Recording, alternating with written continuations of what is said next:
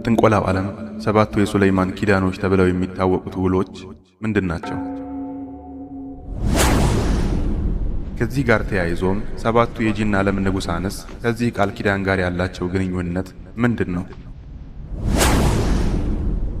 በሱለይማን አለይሂ ሰላምና በጂኖች መካከል የተደረገው ትልቁ ጦርነት እንዴት ተጀመረ? ፍጻሜውስ ምን ይመስል ነበር? ሰባቱ የጂን ንጉሳን ከሰባቱ ቀናቶች ጋር ያላቸው ጥምረትስ ምንድነው? ጂኖች እንደቀደመው ዘመን ባሻቸው ሰዓት የሰው ልጆች ላይ ትንኮሳ እንዳይፈጽሙ ያገዳቸው ሚስጥርስ ምንድነው? በጂን ዓለም ላይ የሚካሄደው እጅግ ፍትሃዊው ሸንጓቸው ምን ይመስላል?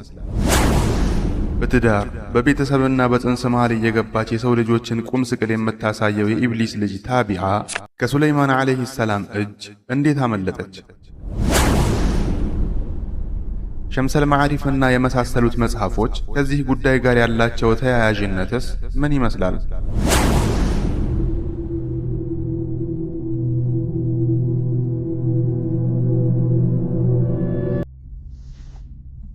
ዛሬ የታሪክን እጅግ አደገኛና እስከ ዛሬ ድረስ ከሰው ልጅ ተደብቀው የኖሩ የታሪክ ክፍሎችን የሚያስቃኘንን አንድ አስፈሪ ገጽ እንገልጣለን። ይህንን ታሪክ የሚያስቃኘን መጽሐፍ የተጻፈው በተራ የብራና ቀለም ሳይሆን በአመፀኛ ጂኖች ደምና በተበዳዮች እንባ ነው። ሰባቱ የሱለይማን ኪዳኖች ተብለው የሚታወቁት እነኚህ መጻሕፍት በሰው ልጅ ታሪክ ውስጥ ከጨለማው ዓለም ተቀምጠው የተረሱ አቧራ የለበሱና ከዘመን ጋር ተራርቀው ደብዛቸው የጠፋ ጥንታዊ መጻሕፍት ናቸው። ታሪኩን ሰድረው ካስቀመጡልን ከነዚህ ብራናዎች መካከል እንዴት እኛ ዘንድ እንደደረሱና በማን እንደተጻፉ የማይታወቁ ጥቂት ገጾች ተገኝተዋል።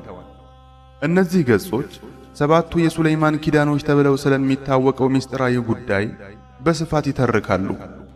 ይህ ጽሑፍ የተጻፈው በእኛ ዘመን አይደለም። በቤተ መንግሥት የሰነድ ማከማቻ ማህደሮች ውስጥም ተደብቆ የተቀመጠ አይደለም። ይህ መጽሐፍ ንግስናንና ነቢይነትን በአንድነት ካጣመረው ንጉሥ ነቢይ ሱለይማን አለይሂ ሰላም ዘመን የተገኘ ነው። ያ ንጉሥ እንደ ማንኛውም የምድራችን ንጉሥ ሳይሆን የሰው ልጆች፣ ጂኖች፣ አዕዋፋትና አራዊት የታዘዙለት ከሱ በፊትም ሆነ በኋላ ለማንም ያልተሰጠ ጥበብ የተቸረው ድንቅ ንጉሥ ነው። ነቢይ ሱለይማን አለይሂ ሰላም። ይህ ጥንታዊ የብራና መጽሐፍ እንደሚለው ከሆነ እነዚህ ኪዳኖች ምትሃተኞች እንደሚሉት ተራ ቃላት ወይም የተዘበራረቁ ጠልሰሞች ሳይሆኑ ከምናባችን በስተጀርባ ባለው ድብቅ ዓለም ላይ የተጫነ አስገዳጅ ስምምነት ነው። በምድር ላይ ብክለትን ሊያንሰራፉ የነበሩ ታላላቅ መንፈሳዊ ኃይሎችን ለማሰር በዓለመል አርዋህ አሊያም በመንፈስ ዓለም የተጻፉ ቃል ኪዳኖች ናቸው። ጥያቄያችን የሚሆነው እነዚህ ኪዳኖች እውን በምድራችን ነበሩ? ጅኖች ተሸንፈውስ ለሱለይማን አለይሂ ሰላም እጃቸውን የሰጡበት ውል ነውን? ወይስ ምትሃተኞችና ጠንቋዮች ደካማ ልቦችን ለመግዛት የፈጠሩት ተረት ተረት ነው? ይህንን ታሪክ በሚያወሳው ብራና የመጀመሪያ መስመሮች ላይ እንደተጠቀሰው ሱለይማን አለይሂ ሰላም የሰው ልጆች ንጉሥ ብቻ ሳይሆን የጂኖች ዳኛና በመካከላቸው የሚፈርድ መሪም ነበር። በዚያ ዘመን ጂኖች ምድር ላይ እጅግ አመፀኞች ነበሩ። ተራሮችን፣ ባህሮችንና ዋሻዎችን መኖሪያቸው አድርገው በሰዎች ላይ ፍርሃትንና ሽብርን ይነዙ ነበር። የምድሪቱን ሌሊትም በለቅሶና በጩኸት ይሞሉት ነበር። ነገር ግን ከዕለታት አንድ ቀን ጂኖች ከዚህ በፊት ሰምተውት በማያውቁት ድምፅ ጥሪ ተደረገላቸው። የነቢይ ሱለይማን አለይሂ ሰላም ድምፅ ሁሉንም እንዲሰበሰቡ አዘዘ። በአንድ ሰፊ ሸለቆ ውስጥ እንደ ተንቀሳቃሽ ጥላዎች አይኖቻቸው እንደ ፍም እየተንቀለቀለ ስፍር ቁጥር የሌላቸው ሆነው በሰልፍ መጡ። በዚያ ሸለቆ መሃል ላይ ሱለይማን አለይሂ ሰላም በወርቅና በከበሩ ድንጋዮች በተጌጠው ዙፋኑ ላይ ተቀምጧል። በቀኙ የበልቂስን ዙፋን በቅጽበት ያመጣው አማካሪው አሲፍ ኢብኑ በርኺያ ቆሟል። በግራው ደግሞ የምድርና የሰማይ ምስጢራትን የሚያውቀው ሌላኛው አማካሪው ደምያት ቆሟል። በዙፋኑ ፊት አራዊት፣ ነብሮችና እባቦች እንደ ዘበኛ ተሰልፈዋል። ከራሳቸው በላይ ደግሞ አዕዋፋት የንጉሡን ትእዛዝ ለመፈጸም በጥላ መልክ ክንፋቸውን ዘርግተው ይጠብቃሉ። በዚያች ቅጽበት ሱለይማን ዓለይሂ ሰላም የጅኖችን ነገሥታት ፊት ለፊት ተጋፈጣቸው። አደገኛ ጦርነትም በጅኖችና በሱለይማን ዓለይሂ ሰላም መካከል ተቀሰቀሰ። ይህ ጦርነት እኛ እንደምናውቀው የሰዎች ጦርነት ሳይሆን የመንፈስ ዓለም ውጊያ ነበር። እሳት ከምድር ውስጥ ይተኮሳል። የጅኖች ጩኸት ተራሮችን ያናውጣል። ሰማዩም ሊሰነጠቅ የተቃረበ ይመስል በጭስ ይታፈናል። ሱለይማን ዓለይሂ ሰላም ከሰባቱ የጂን ነገሥታት ጋር ካደረገው ታላቅ ጦርነት በኋላ ምድር ጸጥታ አልሰፈነባትም። ይልቁንም እንደ ሰራዊት በግልጽ የማይታዩ እንደ ነገሥታት አክሊል የማይደፉ ነገር ግን እንደ ጢስ እየተሹለከለኩ ከማይታይ ስፍራ ጥቃት የሚያደርሱ ስውር መናፍስት ወደ ሰዎች መኖሪያ ብቅ ብቅ ማለት ጀመሩ። ከነዚህም ሁሉ እጅግ አደገኛው ታቢዓ የተባለችው ጂን ነበረች። በጥንታዊ መጻሕፍት ውስጥ አሮጊቷ፣ አንዳንዴም ሸምጣ ወይንም የጥፋት መንፈስ ተብላ ትታወቃለች። ታቢዓ በዐይን አትታይም፣ ነገር ግን አሻራዋ በረገጠችበት ቤት ሁሉ ይታወቃል። ቤቶችን ከነዋሪዎቻቸው ባዶ ታደርጋለች። መንደሮችን ጭር እንዲሉ ታደርጋለች። የማይቋረጥ የለቅሶ ድምፅም በሌሊት ታሰማለች። በሰውነት ላይ በሽታን፣ በሴቶች ላይ መካንነትን፣ በነጋዴዎች ላይ ደግሞ ኪሳራን ትለቃለች። ታቢዓ ያለ ርኅራሄ በሰዎች መካከል የምትዘዋወር እርግማን ናት። የታሪኳ መጀመሪያ ከሱለይማን ዓለይሂ ሰላም ዘመን ቀደም ብሎ ከኖረች አንዲት ጠንቋይ ጋር ይያያዛል። ጠንቋይዋ ከጂኖች ሁሉ እጅግ ብልህና ተንኮለኛ ነበረች።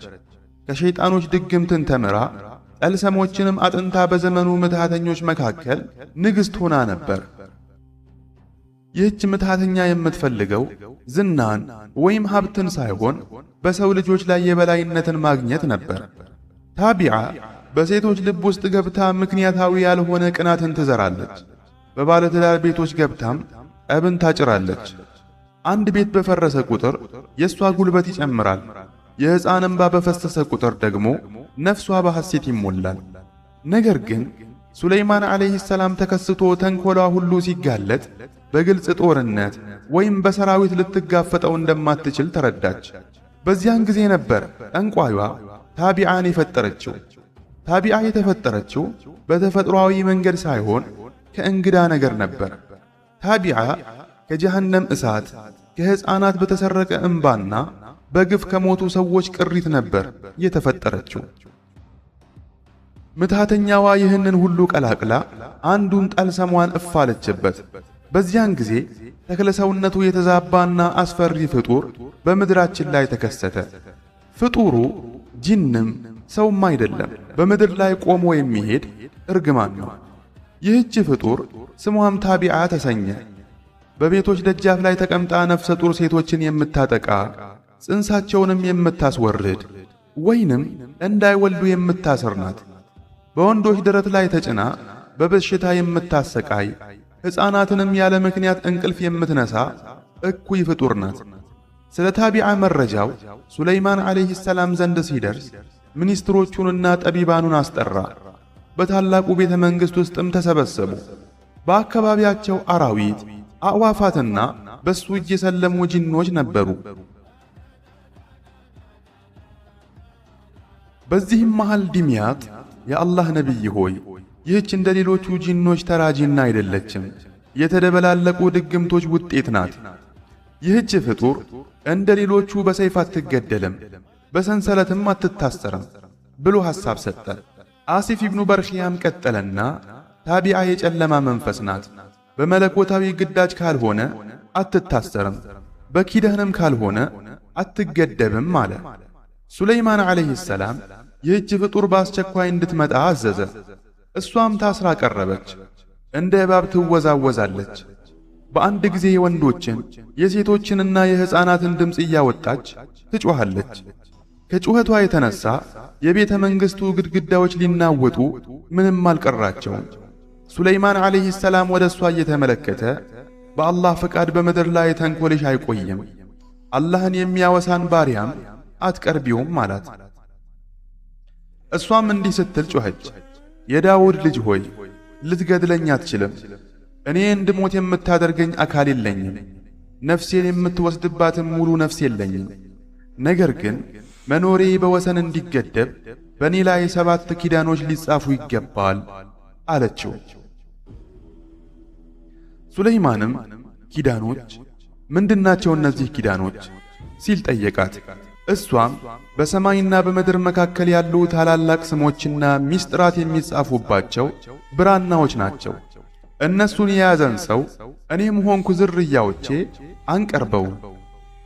አንድ ምትሃተኛ ወይም ሸይጣን እነሱን የያዘን ሰው ለመንካት ቢሞክር ወረቀት በእሳት እንደሚቃጠል ሁሉ እሱም ይቃጠላል ስትል መለሰች። በዚያን ጊዜ ሱለይማን 7ቱ ኪዳኖች እንዲጻፉ አዘዘ። ጂኖችንና መላእክትንም ምስክር አደረገ። በታላቁ ማህተሙም አተመባቸው። ታቢዓም ለእነዚህ ኪዳኖች ምርኮኛ ሆነች። እነዚህን ኪዳኖች የያዘ ሰውን ስትመለከት እሳት ላይ ውሃ እንደፈሰሰበት ሁሉ ትጮኻለች። ተሸንፋና ተዋርዳም ትሸሻለች። የመጀመሪያው የሱለይማን ዓለይሂ ሰላም ኪዳን አልያም አልዓህዱ ሱለይማኒ የተወለደው በዚህ መልኩ ነበር። ኪዳኑ ተራ ወረቀት ወይም የተረት ድግምት ሳይሆን በነቢይ ፊት የተገባና እኛ እውነታቸውን የማናውቃቸው ፍጥረታት የመሰከሩበት ቃል ኪዳን ነበር። ታዲያ እነዚህ ኪዳኖች አሁን የት ናቸው? ከሱለይማን ጋር ተቀብረዋል ወይስ ከዘመን ንጉደት ጋር ጠፍተዋል? ወይስ በኋለኛው ዘመን ተሰርቀው ምትሃተኞች ሰዎችን ለማታለል እየተጠቀሙባቸው ይሆን? የታሪኩ ምንጭ የሆነው ይህ የብራና ላይ ጽሑፍ ለእነዚህ ጥያቄዎች መልስ የለውም። የምናውቀው ነገር ቢኖር የታቢዓ ታሪክ የመከራዎች ሁሉ መጀመሪያ መሆኑን ብቻ ነው። ይህ ታሪክ በእያንዳንዱ የጅን ንጉሥ ወይም ኃይል ላይ የተመሠረቱ ሕልቆ መሳፍርት ከሌላቸው እኩይ ትንኮሳዎች የሚጠብቁ ሚስጥራዊ ኪዳኖች ሰንሰለት ነው። በዚህ የታሪክ ምዕራፍ ላይ እጅግ ወሳኝ የሆነውንና አደገኛውን የታሪኩን ክፍል እንመለከታለን። ስለ 7ቱ ነገሥታት። ነገሥታቱ እነማን ናቸው? ከሳምንቱ ቀናት ጋርስ እንዴት ተሳሰሩ? የብራና ላይ ጽሑፉ እንደሚለው ከሆነ ሱለይማን ዓለይሂ ሰላም የገጠመው አንድን ጠላት ብቻ ሳይሆን 7 ነገሥታትን ነበር። እያንዳንዳቸው ስፍር ቁጥር የሌላቸው ጎሳዎች ንጉሥ ሲሆኑ ከሳምንቱ ቀናት ጋርም በጥብቅ የተቆራኙ ናቸው። ንጉሳኑም እንደሚከተሉት ተዘርዝረዋል። ንጉሥ አብዱላህ አልሙዘሃብ አልያም ወርቃማው ንጉሥ። ይህ ንጉሥ ከ7ቱ ነገሥታት መካከል እጅግ ውብና ደማቅ እንደሆነ ይነገራል። ሙሉ በሙሉ በወርቅ የተለበጠ ተክለ ሰውነቱ ወጣት መስሎ የሚታይ ሲሆን አክሊሉና አልባሳቱም እንደ ፀሐይ ያንጸባርቃል። ንጉሡ የእሁድ ቀን አገልጋይ ሲሆን ምድርን የሚሸፍኑ ስፍር ቁጥር የሌላቸው ተከታዮች አሉት። በ49 ጎሳዎች ላይ የሚነግስ ሲሆን እያንዳንዱ ጎሳ ደግሞ ሌላ 49 ንዑሳን ጎሳዎች ያስተዳድራል ተብሎ ይታመናል። የእሱ አደገኛው ጎኑ በሰራዊቱ ብዛት ሳይሆን በአፈቀላጤነቱና ቃል ኪዳኑ ላይ ነው። ምታተኞችን በሀብትና በወርቅ ያታልላል። በሰዎች መካከልም የፈተናን እሳት የመጫር ኃይል ይሰጣቸዋል። በቀደመው ዘመን አንድ ጠንቋይ በሱ ስም የተጻፈ ኪዳን አለኝ ብሎ ያስነግር ነበር።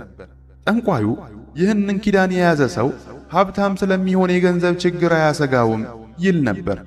ነገር ግን ያለ ፈቃድ ይህንን ኪዳን የያዘ ሰው የወርቅ ባሪያ ይሆናል። ሲተኛ ስለ ወርቅ ክምችቱ እያለመ፣ ሲነቃ ደግሞ ለገንዘብ እየተራበ ይኖራል። ሁለተኛው ንጉሥ ሙራህ ይባላል። የሰኞ አገልጋይ ይሰኛል። ይህ ፍጹም ሚስጥራዊና ብዙም የማይታይ ነገር ግን በጣም ጨካኝ የጂኖች ንጉሥ ነው። በሰዎች ነፍስ ውስጥ ሐዘንንና ጭንቀትን የመዝራት ልዩ ችሎታም አለው። እሱን የሚያገለግል ሰው የሰዎችን ልብ የመቆጣጠር ኃይል ያገኛል። በውስጣቸውም ተስፋ መቁረጥንና ትካዜን ይዘራል።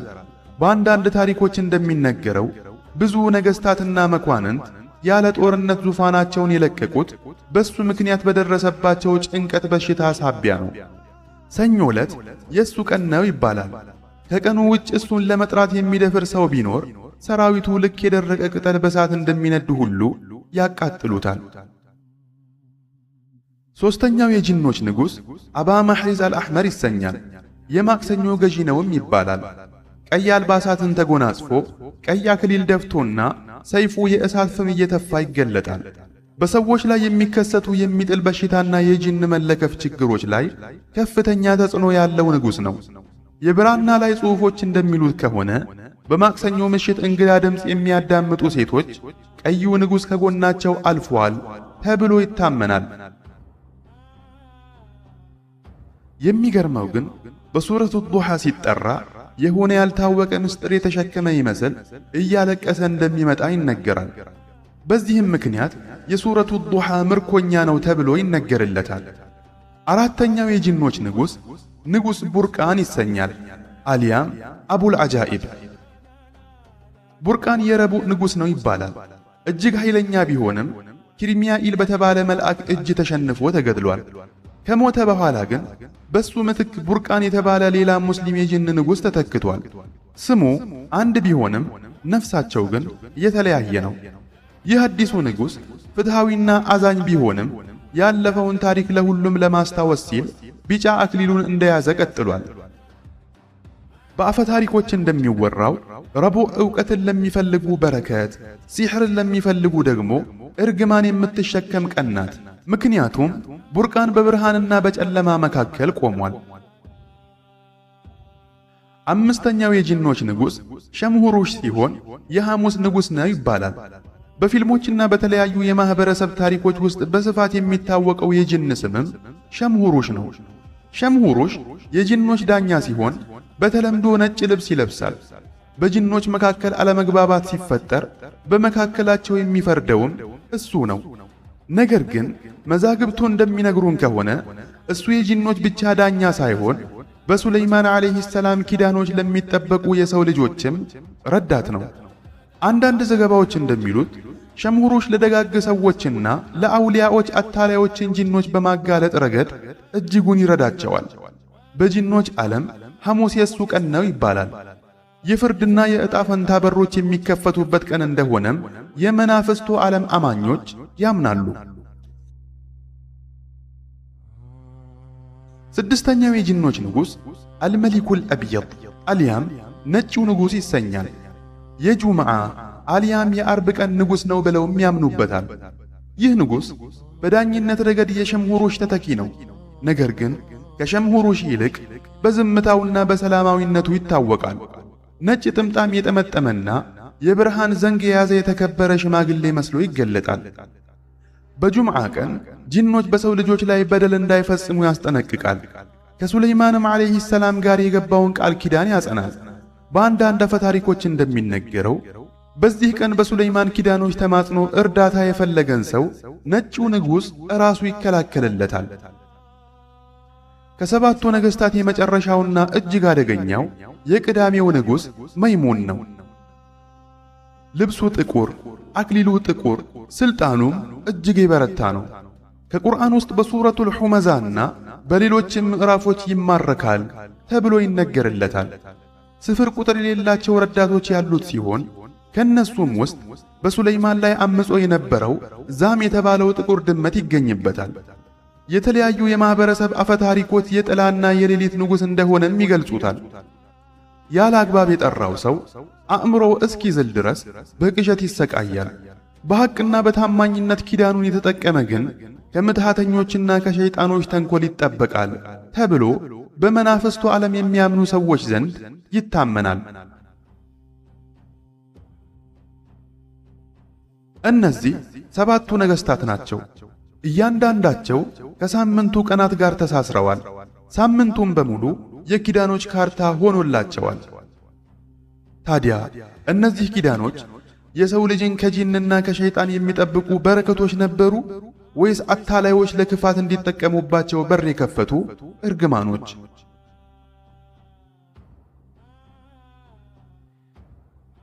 የታሪክ መዛግብት ለነዚህ ጥያቄዎች ምንም አይነት ምላሽ አይሰጡም። ነገር ግን ከሰባቱ ነገሥታት ባሻገር ሌሎች ከነሱ ያላነሰ ክብደት ያላቸው የቁርአን ምርኮኞች በመባል የሚታወቁ የጅን ንጉሳን ስብስብ እንዳለ ይነገራል። የብራና ላይ ጽሑፉ ስለ ሰባቱ ነገሥታት ተርኮ ካበቃ በኋላ ከነገሥታት ስም የላቀ ሌላ አደገኛ ምስጢር መዘርዘር ይጀምራል። ይህም የአገልጋዮች አልያም የኹዳሞች ምስጢር ነው። የሱለይማን ዓለይሂ ሰላም ኪዳኖች ለጂኖች የሚሰጡ ተራ ትእዛዛት ብቻ ሳይሆኑ በቁርአን አንቀጾች ውስጥ ተሸሽገው የሚገኙና ኪዳኑን በያዙ ሰዎች እጅ ብቻ የሚገለጡ ድብቅ ኃይላትን መጥሪያ በሮች ነበሩ።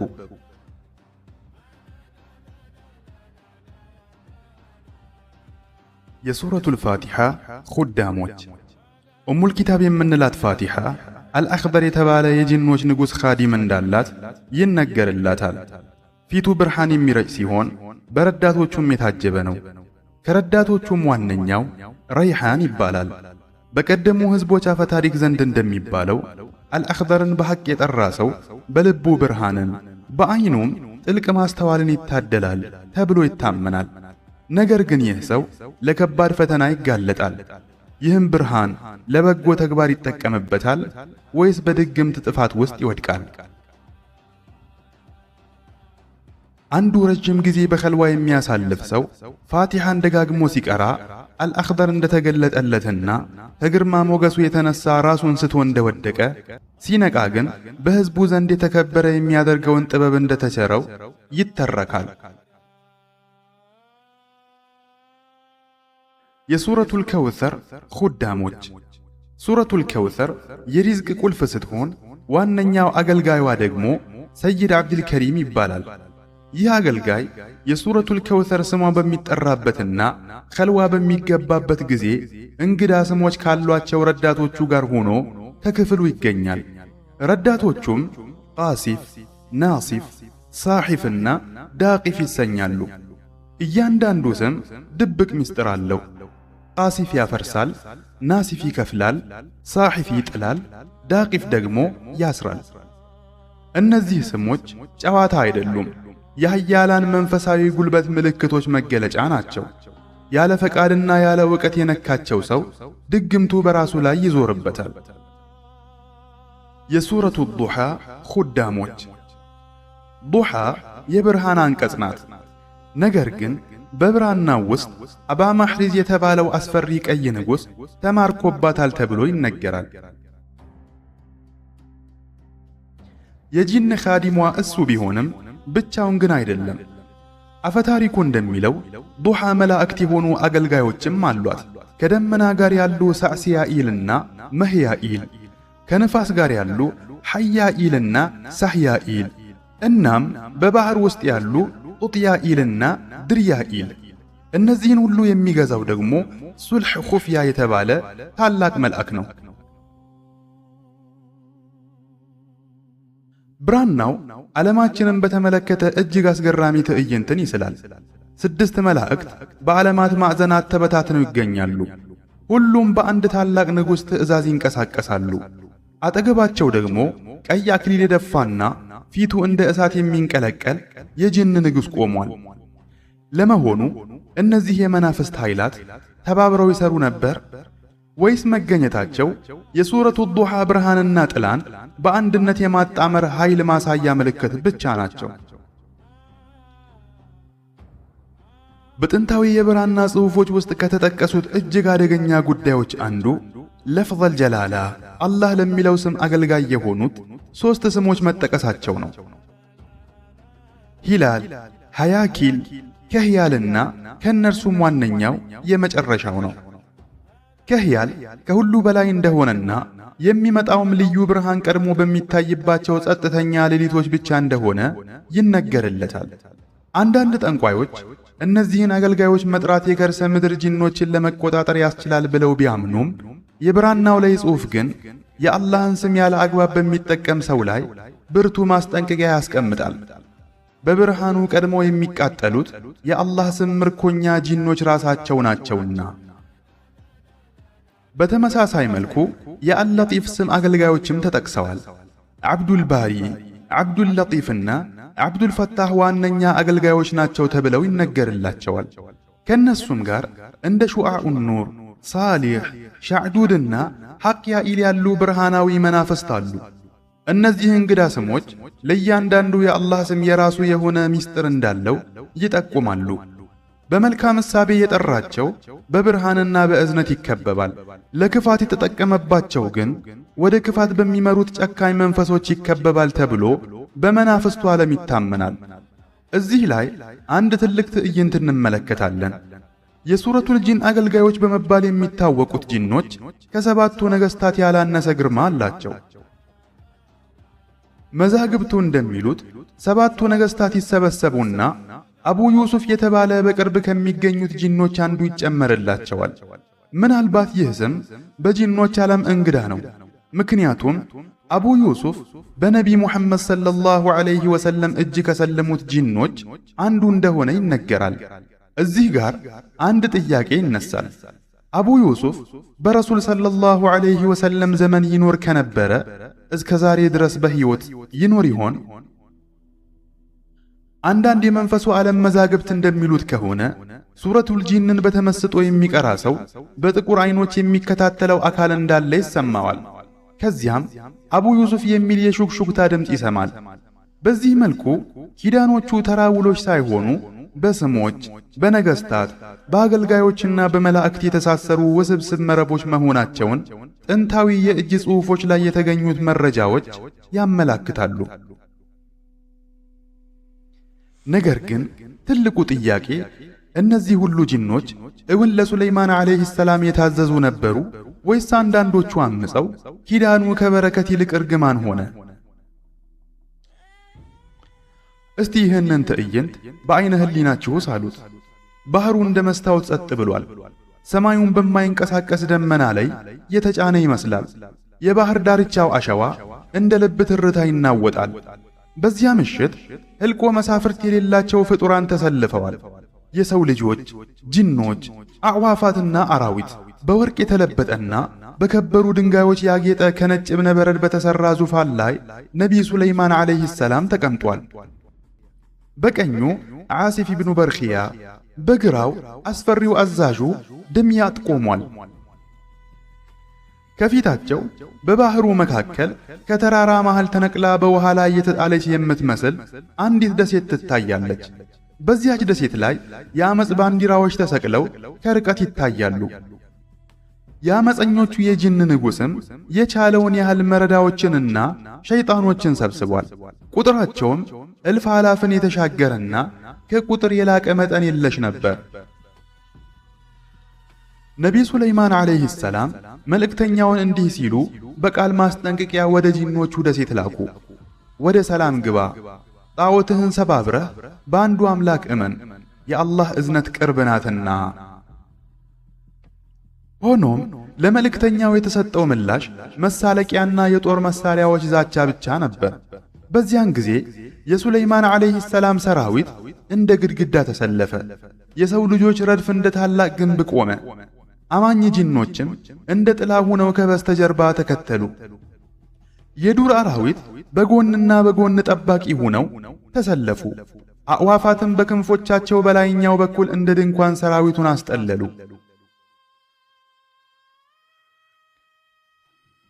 ጎህ ሲቀድ አመፀኞቹ ጂኖች ከጥቁር ናስ የተሰሩ ደወሎችን መደለቅ ጀመሩ። ድምፁም ከፍተኛ ከመሆኑ የተነሳ ጆሮን የሚበሳ ነበር። በውሃው ላይ እንግዳ በሆኑ ቆዳዎች የተለበጡ መርከቦች መገስገስ ጀመሩ። ከፊታቸው ልብን የሚያሸብርና ሐቅን የሚጋርድ የጭስ ደመና ያስከትሉ ነበር። ሱለይማን ዐለይሂ ሰላም ወደ አዕዋፋቱ በመመልከት ጥላችሁን ዘርጉ ሲሉ አዘዙ። ቁጥር ስፍር የሌላቸው አዕዋፋት ፀሐይን እስኪጋርዱ ድረስ ተሰለፉ።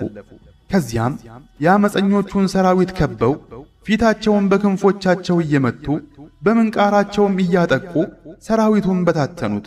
ጦራቸውም በእጃቸው ላይ እንዲሰባበር አደረጉ። በዚያች ቅጽበት የጂኑ መሪ ድምያጥ የእሳት ነበልባል የሚመስሉ ሙእሚን ጂኖችን እየመራ ወደፊት ገሰገሰ። በሌላ በኩል ደግሞ አንድ ግዙፍ ኢፍሪት የአመፀኞቹን ማዕበል እየመራ መጣ። እሳትና ሰይፍ ተጋጩ። እስከ ሰማይ የሚደርስ የጭስ ማዕበል ቀጠናውን ወረሰው። ትዕይንቱን ከርቀት ለሚመለከተው ሰው የሚቃጠል ትልቅ ተራራ ይመስል ነበር። ውጊያው በዚያ ዕለት ባያበቃም የአመፀኞቹ ድምፅ ተዳክሞ ወደ ኋላ አፈገፈጉ። በሁለተኛው ቀን ረፋድ ላይ የአመፀኞቹ ጂኖች ተንኮል አይሎ ታየ። በእባብ ቆዳ በተሸፈኑ ቀንዶች ጥሩምባዎችን ሲነፉ አድማሱ በጨለማ ተዋጠ። ባህሩም እንደ ድስት ውሃ ይንተከተክ ጀመር። በመቀጠልም እንግዳ የሆኑ ምልክቶች የተቀረጹባቸውን ሰሌዳዎች በባህሩ ላይ በተኑ። የውሃው ገጽም የሰራዊቱን ምስል የሚያበዛ መስታወት ሆነ። ይህን ጊዜ ሱለይማን ዓለይሂ ሰላም ነፋስ በማዕበሉ መካከል እንዲነፍስ አዘዙ። በዚያን ጊዜ የጠራ ብርሃን ወጣና የጂኖቹ ትክክለኛ ቁጥር እውነታው ተገለጠ። አራዊቱ በባህር ላይ እየተራመዱ ጥቃት ሰነዘሩ። የፈረሶች ጩኸትም እንደ ሰው የለቅሶ ድምፅ መሰማት ተጀመረ። በጦርነቱ መሃል ላይ ድምያጥና ኢፍሪቱ ይፋለማሉ። አንድ የእሳት ጋሻቸውን ይሸፍነዋል፣ ሌላ ጊዜ ደግሞ ብረት ከብረት ጋር ይላተማል።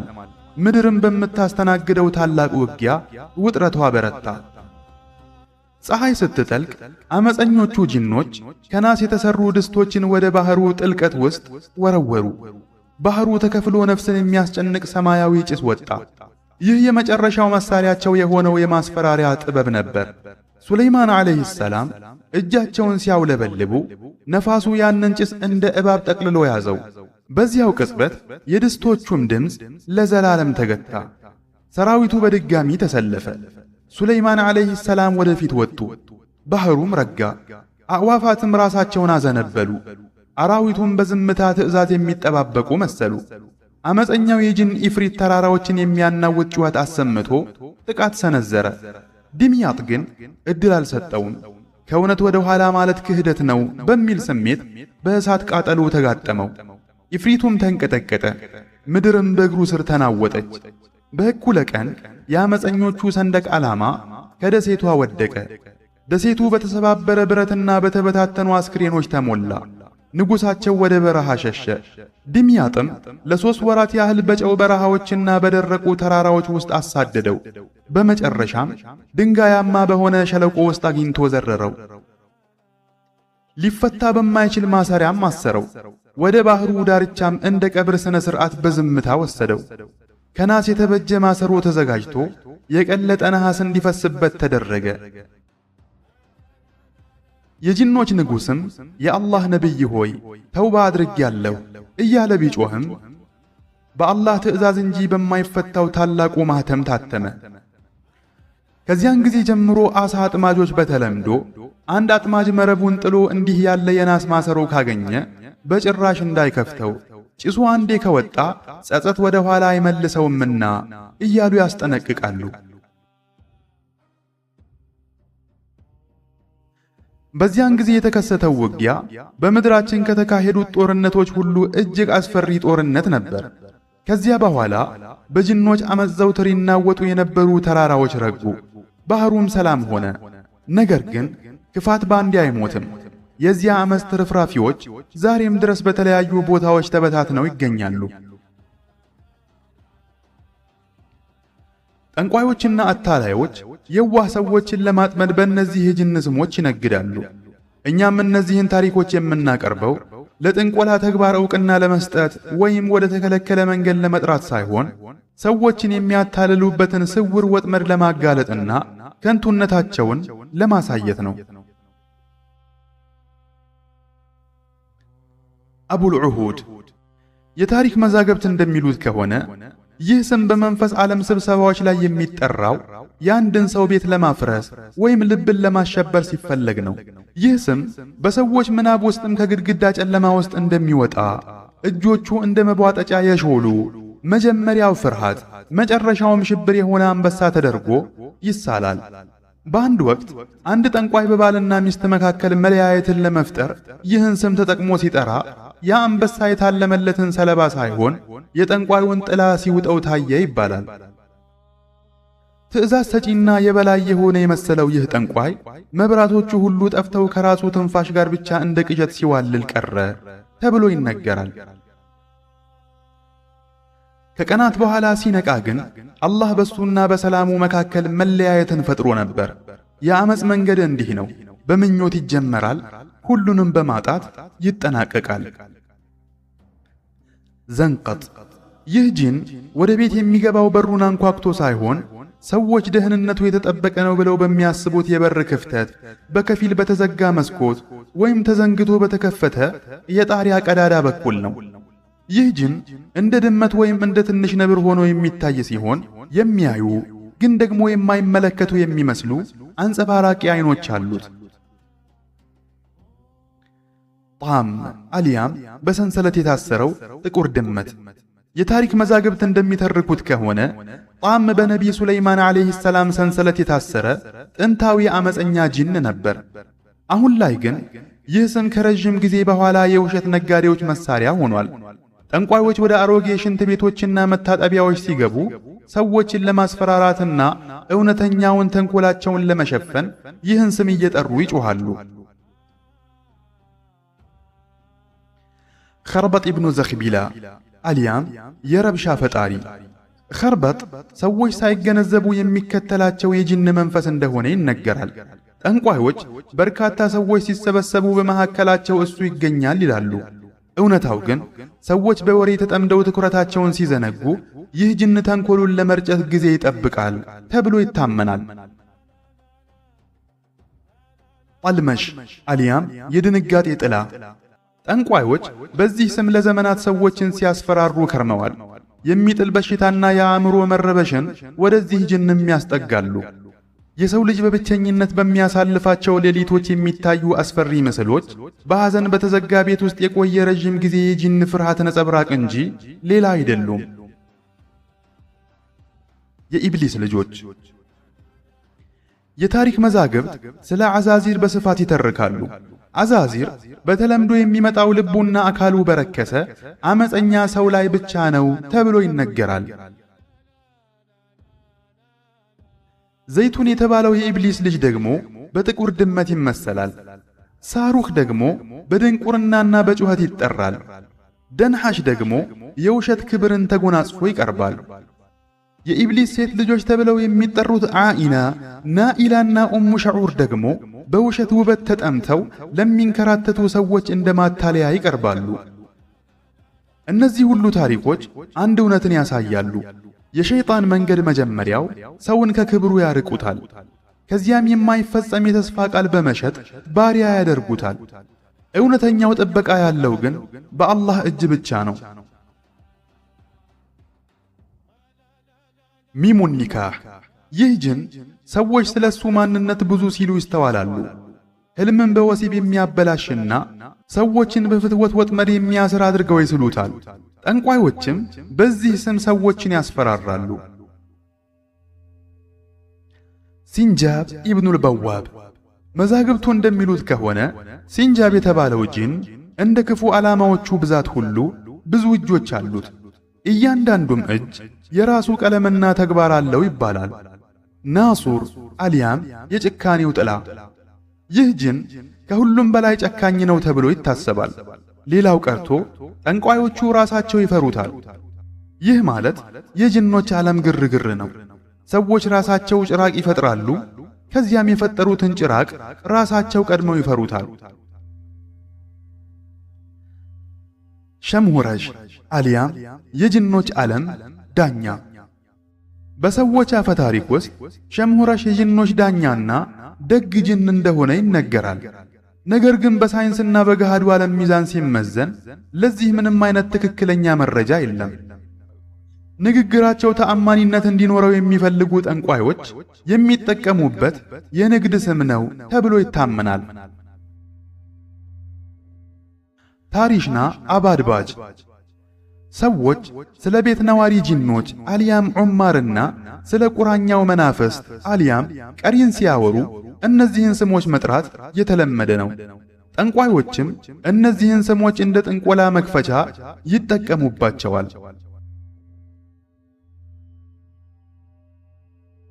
ከዚያ ታላቅ ጦርነትና ከሱለይማን ዓለይሂ ሰላም በትር መሰበር በኋላ ጂኖች የለኮሱት ያ ትልቅ የዓመፅ እሳት ጠፋ። ነገር ግን ግፋቱ በተለያዩ የዓለማችን ክፍሎች ተበታትኖ ቀረ። ነቢይ ሱለይማን ዓለይሂ ሰላም ካረፉ በኋላ የሱለይማን ዓለይሂ ሰላም ቃል ኪዳኖች እየተባሉ በሐሰት ወደ ነቢይ ሱለይማን ዓለይሂ ሰላም የተጠጉ ጽሑፎች ብቅ ማለት ጀመሩ። ሰዎችም ያ ቀለምና ወረቀት የጅኖችን ተንኮል የሚከላከል ይመስል ግድግዳ ላይ የሰቅሉትም ጀመር። እውነታው ግን ያ ወረቀት ማንንም አያድንም፣ የሚያድነው አላህ ብቻ ነው። የሱለይማን ቃል ኪዳን ነው ብለው የሚሸጡትም የኪታቡ ነጋዴዎችም ቢሆኑ ይህንን ያውቃሉ። ነገር ግን ሽብር ሁሌም ትርፋማ ገበያ ነው። ከገንዘብ ይልቅ ጤናን ፍለጋ የምታለቅስ እናት እንባ ለጠንቋዮች ትልቅ ሲሳይ ነው። ዛሬ እነዚህን የመናፍስት ገጾች የገለጥነው ወደ ጂኖች ዓለም እንድትሄዱ ሳይሆን ድብቁን ማታለያ ለማጋለጥ ብቻ ነው። እውነተኛው ውጊያ በዲምያጥና በኢፍሪት መካከል ብቻ አይደለም። እውነተኛው ፍልሚያ በእያንዳንዱ ሰው ልብ ውስጥ ባለው በሐሰትና በሐቅ መካከል ነው። ውሸት ሲሸነፍ ሁሉም ሰው ሰራሽ ስሞች አብረው ይወድቃሉ።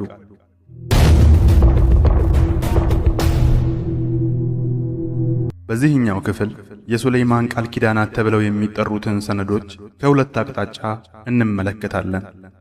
እነዚህ ጽሑፎች እንዴት ተወለዱ? በምን አይነት ስውር መንገድስ ወደ ሰዎች መሃል ሰርገው ገቡ? በየትኞቹ ቃላትስ ሰውን ያጥፋሉ? በእነዚህስ የሚነግዱት እነማን ናቸው? ዛሬ በሰዎች ግድግዳ ላይ ለዘመናት ተሰቅሎ የቆየውን የተረት ክር በመቁረጥ እውነቱን እንገልጣለን። ሰባቱ የሱለይማን ቃል ኪዳናት በተፈረሙ ጊዜ ምድር ላይ የሰፈነው ሰላም የጥቂት ጊዜ እፎይታ ብቻ ነበር። ያ የጂኖች ዓለም ሰላማዊ ምድር ሳይሆን የጅነ ነገዶች የሚፋለሙበት፣ የተንኮልና የክህደት ክሮች የሚተበተቡበት ታላቅ መድረክ ነው። በዚያን ጊዜ ስውሩ ዓለም በሁለት ጎራ ተከፈለ። አንደኛው ጎራ ለነቢይ ሱለይማን ዓለይሂ ሰላም በውድም በግድም የተገዛ ሲሆን፣ ሁለተኛው ጎራ ደግሞ ከሰው ልጆች አመፀኞች የማይሰወሩ ጨለማማ መሪዎች የሚመሩት የአመፅ ግንባር ነበር። ከአመፀኞቹ መካከል አቡል ዑሁድ የሚባል ስም የተሰጠውና ባለቁጣው አንበሳ ተብሎ የሚታወቀው ማሪድ ግዙፉ ጅን ዋነኛው ነበር። አቡል ዑሁድ ተራጂና አይደለም። ጭንቅላቱ እንደ አንበሳ፣ አካሉ እንደ ነብር የሆነ ከዓይኖቹ የእሳት ፍም የሚረጭና ድምፁ ሲያገሳ ሸለቆቹን የሚያናውጥ አስፈሪ ፍጥረት ነበር። ጠንቋዮች ይህን ስም የሚጠቀሙት በሰዎች መካከል ጥላቻን ለመዝራትና ትዳርን ለማፍረስ ነበር። ሱለይማን ዓለይሂ ሰላም በሰባቱ መለኮታዊ ቃል ኪዳናት የጅኖችን ዓለም መቆጣጠራቸውን ሲሰማ ቁጠኛው አንበሳ አቡል ዑሁድ አመፅ አወጀ። ተከታዮቹንም ሰበሰበ። በጥቁር ድመት ወይም በነብር የሚመሰለውን ዘንቀጥንና የጅኖች ንጉሥ የመይሙን አባኑኽ የቅርብ ረዳት የነበረውን ጨካኙን ጣምን ይዞ ተነሳ። እነዚህ ጅኖች በጨለማ ሸለቆ ውስጥ ተሰብስበው የተከለከሉ ድግምቶችን እየደገሙ ለሰው ልጅ አንሰግድም፣ ከራሳችን ኃይል ውጭ ለማንም አንገዛም ሲሉ ቃል ኪዳኑን አፈረሱ። እነዚህ አመፀኞች በሰዎች ላይ ሽብር ለመልቀቅና ነጋዴ መንገደኞችን ለማጥቃት ሲነሱ የሱለይማን ዓለይሂ ሰላም ሰራዊት ጣልቃ መግባት ግድ ሆነባቸው። በአንድ ሰፊ ሜዳ ላይ ለ3 ቀናት የሚዘልቅ ታላቅ ጦርነትም ተካሄደ። አየሩ በጩኸት ተሞላ፣ ሰማዩም በጭስ ታፈነ። በመጨረሻም ዘንቀጥ በመላእክቶች እጅ ተገደለ። ባለቁጣው አንበሳም በሰንሰለት ታስሮ ለሌሎች አመፀኞች ማስተማሪያ ይሆን ዘንድ ተወሰደ። ሌላኛው የአመፅ ጎራ መሪ ኸርበጥ ኢብኑ አቢ ዘኽቢላ ነበር። ኸርበጥ በቀይ ንጉሥ ልጅነት የሚታወቅና እጅግ ተንኮለኛ ፍጥረት ነበር። ረዥም ቁመት ያለው፣ ዓይኖቹ እንደ ፈም የሚቀሉና ከእሳት የተሠራ ልብስ የሚለብስ ነበር። ከነሱ ጋርም በሰዎች ላይ የሚጥል በሽታን የሚያመጣው ጠልመሽ የተባለው ማሪድ ጂን ነበር። እነዚህ ወገኖች ከሱለይማን ዓለይሂ ሰላም ጋር ፊት ለፊት ከመጋጠም ይልቅ የሽምቅ ውጊያን መረጡ። ወደ ከተሞች እየዘለቁ በመግባት በሰዎች መካከል የጥላቻ እሳትን ያነዱ ነበር። አንዳንዴም ሰዎችን ለማጥፋትና ለማሳሳት እንደ ሳሊሖችና እንደ ባህታውያን ተመስለው ይመጣሉ ይባላል። ሆኖም ተንኮላቸው ብዙ አልቆየም። ምስጢራቸው ተገለጠ። ሱለይማን ዓለይሂ ሰላም የጅኖች ዳኛ በሆነው በንጉሥ ሸምሐሮሽ የሚመራ ሰራዊት ላኩባቸው። በሰውና በጅን ፊት ታላቅ የፍርድ አደባባይም ተዘጋጀ። በዚህም ኸርበጥ የመለኮታዊ መረጃዎችን ሐቅ መቋቋም አቅቶት ተውባ አደረገ። ጠልመሽ ግን በክህደቱና በድርቅናው በመቀጠሉ በመላእክቶች ክንድ ቅጣቱን አገኘ። ነቢይ ሱለይማን ዓለይሂ ሰላም ላይ ካመፁ አመፀኞች ሁሉ እጅግ አስፈሪውና ዘግናኝነቱ የበረታው ከራሱ ከኢብሊስ የፈለቁ ዘሮች ያካሄዱት አመፅ ነበር። የዚህ ጥፋት ግንባር ቀደም መሪ አዛዚር የተባለው ማሪድ ሲሆን አዛዚርም በቆሸሹና በተተዉ ቤቶች ውስጥ በግዙፍ ዝሆን ተመስሎ ይታያል። ጥንካሬውን ለጠንቋዮች ከመስጠቱ በፊትም ሰግደው እንዲገዙለት ይጠይቃል። በጭካኔውና በተንኮሉ ወደር የማይገኝለት አዛዚር እጅግ ብዙ የሆኑ የሸይጣን ጭፍራዎችን በዙሪያው አሰልፎ ነበር። ከሱም ጎን ዘይቱን የተባለውና በጨለማ ሌሊቶች በጥቁር ድመት የሚመሰለው ጂን እንዲሁም በበረሃዎች ውስጥ እንደ እሳት ቃጠሎ የሚከሰተውና የሚያገኘውን ሁሉ የሚያሳርረው ሳሩኽ ተሰልፈዋል። ሆኖም ከሁሉም የከፋውና የኢብሊስ ልጆች አለቃ የሆነው ደንሃሽ ነበር። ደንሃሽ ጥቁር መልክ ያለው ግዙፍ ጥምጣም የሚጠመጥም በግራ እጁ ጦር የሚይዝ ሲሆን ሳቁ ብቻ የልብን ምት የሚያናውጥ የጅን ዝርያ ነው። ባለፈበት ሁሉ ጥፋትን ይዘራል፣ በረገጠበትም ሁሉ ደም ይፈሳል። በእነዚህ ኃይሎችና በሱለይማን ዓለይሂ ሰላም ሰራዊት መካከል የተደረገው ፍልሚያ አስገራሚ ክስተት ነበር። ለጦርነቱ አዕዋፋት ከሰማይ በክንፎቻቸውና በምንቃራቸው እየመቱ ወረዱ። አራዊት በምድር ላይ የጠላትን ፈረሶች እያደኑ ለቀሙ። ለሱለይማን ዓለይሂ ሰላም የታመኑ ጅኖችም ከአመፀኞቹ ጋር ተናነቁ። እሳት ከእሳት ጋር ተጋጨ፣ ጩኸትም በጩኸት ላይ ተደራረበ። በጦርነቱ መሃል ደንሃሽ የተባለው ጅን የሱለይማንን ዓለይሂ ሰላም የቅርብ አማካሪ አሲፍ ኢብኑ በርኺያን ሊገድለው ተቃርቦ ነበር። ሆኖም መላኢካዎች ጣልቃ በመግባት ከብርሃን በተሰሩ አለንጋዎች ገረፉት። አካሉም እንደ ሰም ቀለጠ። አዛዚርም ከናስ በተሰራ ቤት ውስጥ ታስሮ እስከ ዕለተ ቂያማ ድረስ በባህር ጥልቀት ውስጥ እንዲቀበር ተደረገ። የኢብሊስ ሴት ልጆችም ከወንዶቹ ያላነሰ አደገኛ ተንኮል ነበራቸው። ከእነርሱም መካከል ዛተል መሐሲን የተባለችውና ውበቷ እጅግ ማራኪ ሆኖ ስለ ውስጧ ግን በተንኮል የተሞላው ፍጡር ትጠቀሳለች። ዛተል መሐሲን ወንዶችን በማታለል ወደ ዝሙትና ወደ ጥፋት ለመውሰድ ዘወትር በመቃብሮች አካባቢ ትታያለች። አዒና ደግሞ ለጠንቋዮች በሕልም እየታየች በእጃቸው ላይ ድግምትን እንዲጽፉና ምኞቶቻቸውን እንዲያገኙ ትረዳቸዋለች። ከሁሉም ዘግናኝ የሆነችው ግን ናኢላ ወይም ጸጉረ ረጅሟ ናት። አካሏን ሁሉ በሚሸፍር ረዥም ጸጉር ትታወቃለች። ጸጉሯ ሲንቀሳቀስ እንደ ባህር ማዕበል የሚወዛወዝ ሲሆን በውስጡም ሰዎችን የሚያሳብድ ድግምት አለው። እነዚህ የኢብሊስ ሴት ልጆች በጨለማ ውስጥ እየተንቀሳቀሱ በሰዎች መካከል መለያየትንና ጥፋትን ይዘሩ ነበር። ሱለይማን ዓለይሂ ሰላም እነዚህን እንዲያድኑ የተመረጡ የጅን ጭፍራዎችን ላኩባቸው። ዛተል መሐሲን በብረት ሰንሰለት ታሰረች። የአዒና ድግምቶችም በእሳት ውስጥ እንዲቃጠሉ ተደርጎ ደብዛቸው ጠፋ። ናኢላ ግን አምልጣ መቃብር ውስጥ እንደምትዞርና እስካሁንም እንዳልተገኘች ይነገራል። ጦርነቱ ቀጠለ። በአላህ ነቢይ ጥላ ስር በተሰለፈው የሐቅ ኃይልና በአመፀኛ ጅኖች መካከል ተከታታይ ፍልሚያዎች ተካሄዱ። ብዙዎቹ ታሰሩ፣ የተወሰኑትም ተገደሉ። ሌሎቹ ደግሞ ተውባ አድርገው ተመለሱ። ጦርነቱ አብቅቶ የጅን የሰው የአራዊትና የመላኢካዎች ፍልሚያ ሲቆም ዓለም ሰላም ሆነች። ምድር ልክ ከቃጠሎ እንደተረፈች ከተማ ደክማ ትታይ ነበር። አመፀኞቹ የጅን መንግስታት በሱለይማን ዓለይሂ ሰላም ኃይል ስር ወደቁ። ታላላቆቹ ማሪዶችም በእሳት በሚንቀለቀል የናስ ሰንሰለት ታሰሩ። ሆኖም ትልቁ ድል በጦርነት ማሸነፍ ብቻ ሳይሆን የሚታየውንና የማይታየውን ዓለም በስርዓት መምራት ነበር። ነቢይ ሱለይማን ዓለይሂ ሰላም ድል የሚጠናቀቀው በኃይል ብቻ ሳይሆን በፍትህ እንደሆነ ተገንዝበው ነበር። በዚህ ጊዜ በጅኖች ዘንድ ዳኞች ዳኛ ተብሎ የሚጠራው ንጉሥ ሸምሃሩሽ ወደ መድረክ መጣ። ንጉሥ ሸምሃሩሽ ግዙፍ አካል ያለው በራሱ ላይ ከብር የተሰራና የብርሃን ዘርፎች የሚወርዱበት ዘውድ የጫነ ድምፁም ፍርሃት የሚቀሰቅስ መሪ ነው። ጀበል ቃፍ ግርጌ ትልቅ የፍርድ አደባባይ ተዘጋጀ። በዚያም ጅኖች፣ የሰው ልጆችና መላእክት ተሰበሰቡ። የአመፀኛ ጅኖች ጉዳይ በዝርዝር ታየ። ጠንቋዮች ስለ ድግምቶቻቸው ተጠየቁ። ወንጀለኛ ጅኖችም ስለ ፈጸሙት በደል ተጠያቂ ሆኑ። የፍትህ ሚዛንም በዚያ ስፍራ በእኩልነት ተዘረጋ። በዚያ ድንቅ ዘመን ሸምሁሩሽ ችሎቱን ሲጀምር ፍትህ የአላህ ሚዛን ነው፣ እውነትም ከሁሉም በላይ ናት።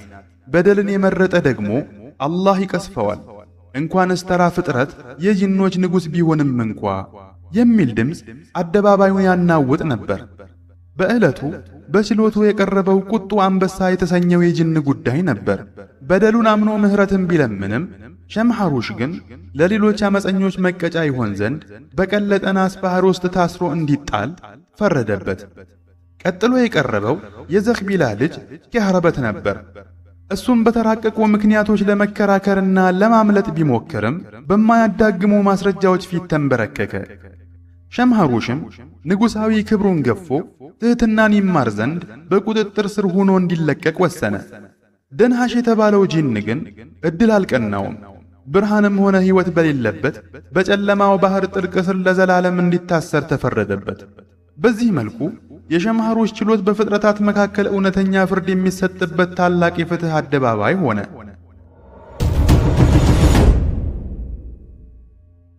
ፍትህ በምድር ላይ ከሰፈነ በኋላ ነቢይ ሱለይማን ዓለይሂ ሰላም ሰዎችና ጅኖች ጎን ለጎን ተቀምጠው የጋራ ጉዳያቸውን የሚመክሩበት ጉባኤ አቋቋሙ። 7 ታላላቅና የማይጠፉ ቀንዲሎች በሚበሩበት ሸለቆ ውስጥ ጅኖች የራሳቸው ልዩ ምክር ቤት ነበራቸው። ማንኛውም ጉዳይ ወደ ነቢይ ሱለይማን ዓለይሂ ሰላም ከመቅረቡ በፊት እዚህ ይመከርበታል።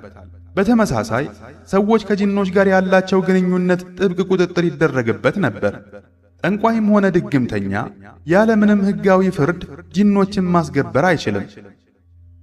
የሁለቱን ዓለማት ሚዛን የሚጠብቁ ጠንካራ ሕጎች ወጡ።